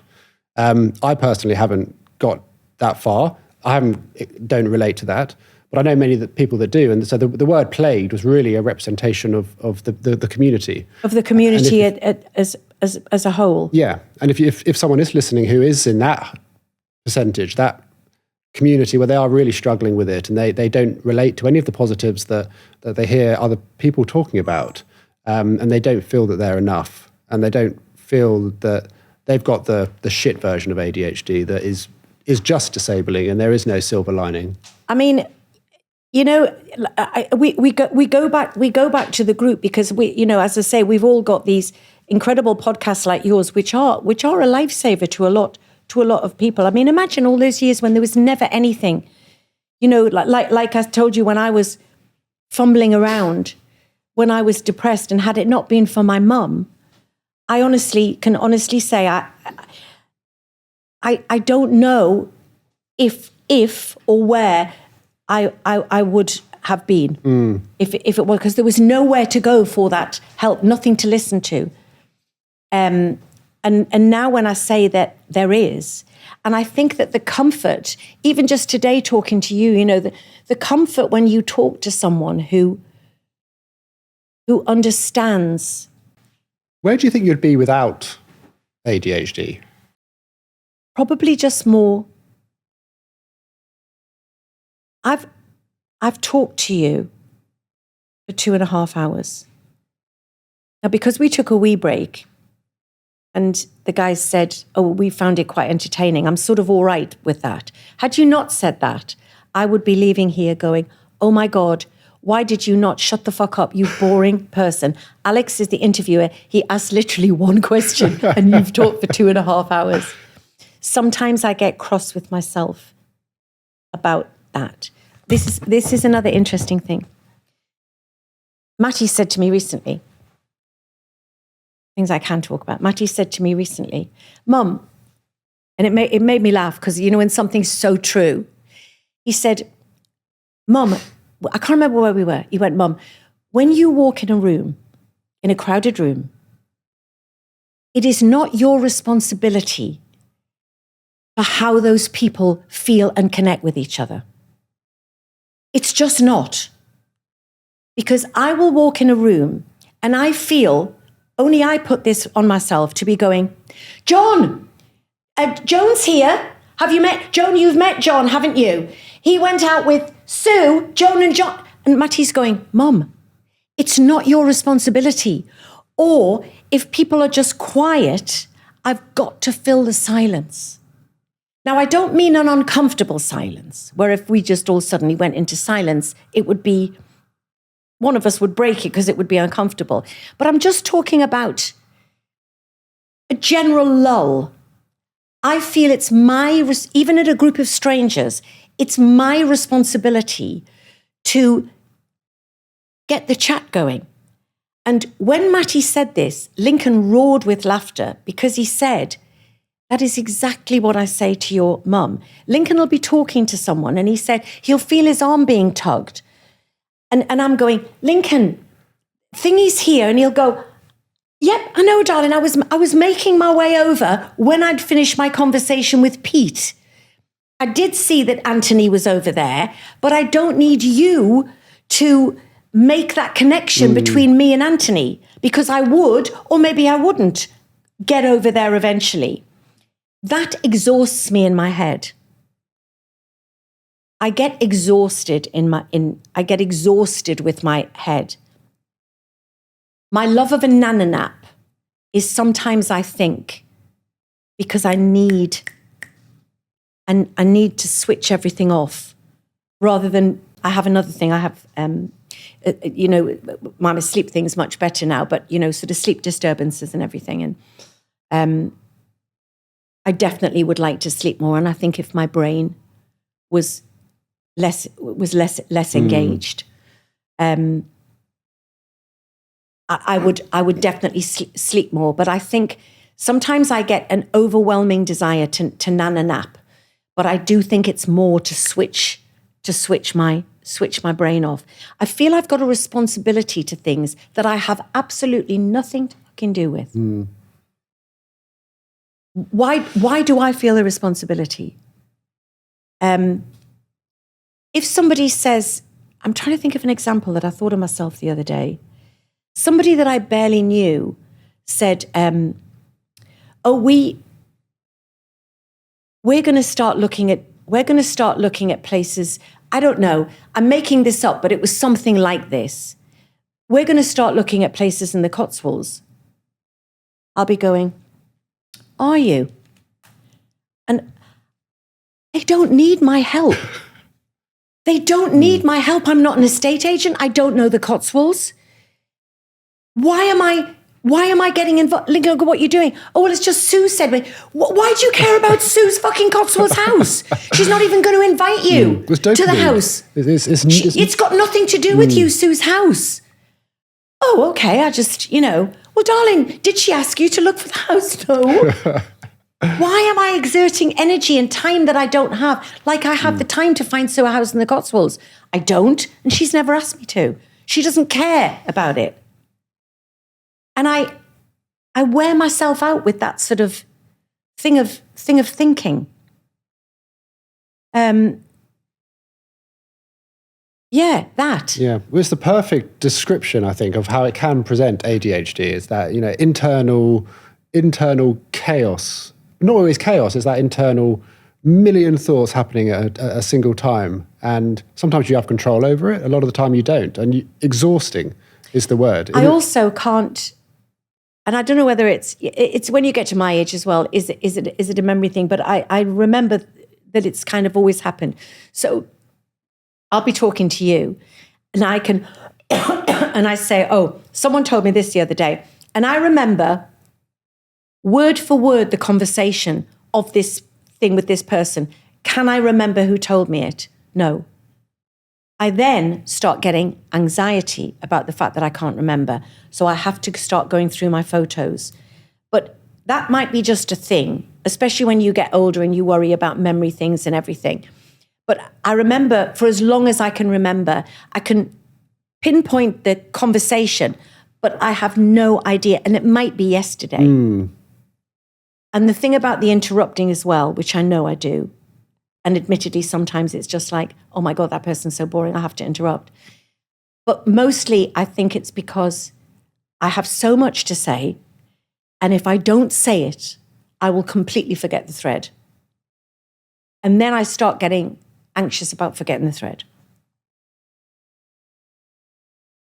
I'm exhausting myself now. I need to nap. I'm going to a music gig tonight as well. I'll be asleep. Denise, you've been absolutely fantastic today, honestly. And I'm so, you said I haven't answered many questions.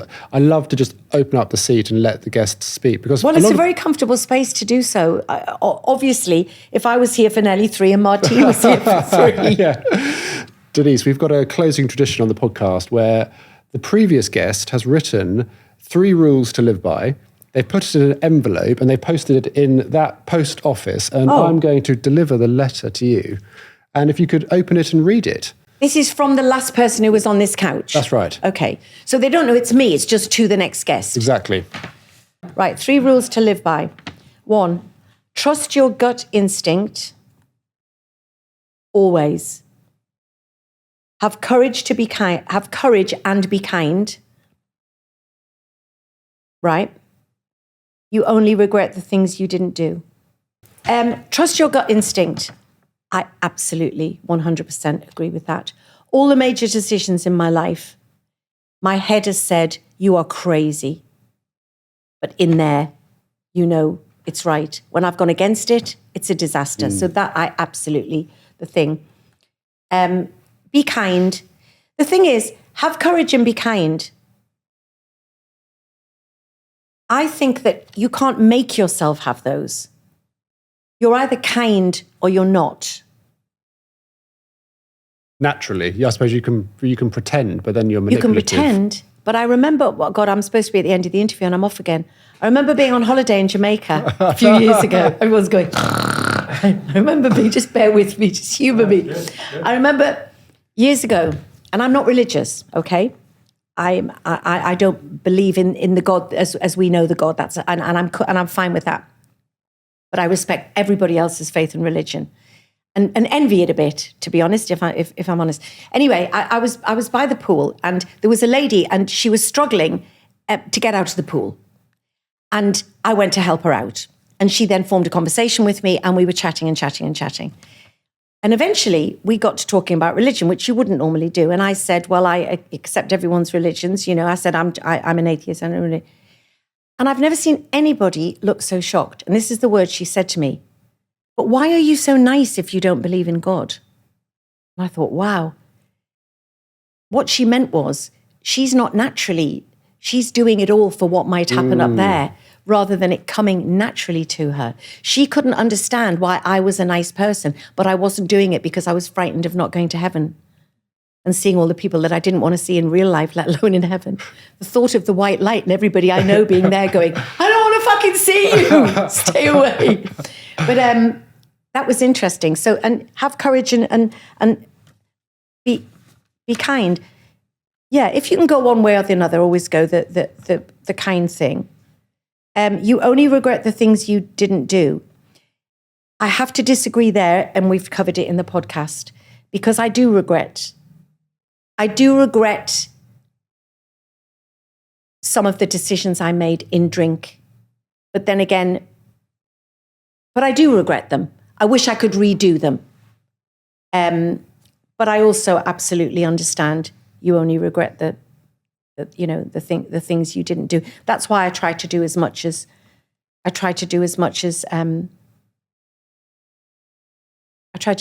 possible. And that's why I make those adrenaline rush decisions, because then when they go well, I'd regret it if I didn't do them. Denise, this has been fantastic. Thank you so much. Thank you for having me. I've thoroughly enjoyed it. What's the most impulsive thing you've ever done? What's the most impulsive thing I've ever done? From a physical point of view, it's doing a bungee jump on a TV show that I did last year. When if you'd asked me if I would go for any money in the world, as someone with vertigo and terrified of heights, would I do it? So from a physically thing, it would be that. Go home with my husband after meeting him 5 minutes before in a nightclub at 6 o'clock in the morning. But as it turned out, it's ended up to be a wonderful marriage. But in my mind, my story was that we'd met each other and our eyes met across a crowded floor. In fact, someone said, no, there was the only two of you left. There was no one else to get off with. So that was quite impulsive, and probably every theatre job I've ever accepted and then shat my pants. What about, how many domains do you own? What does that mean? Like www dots. Oh, I don't think I own any, do I?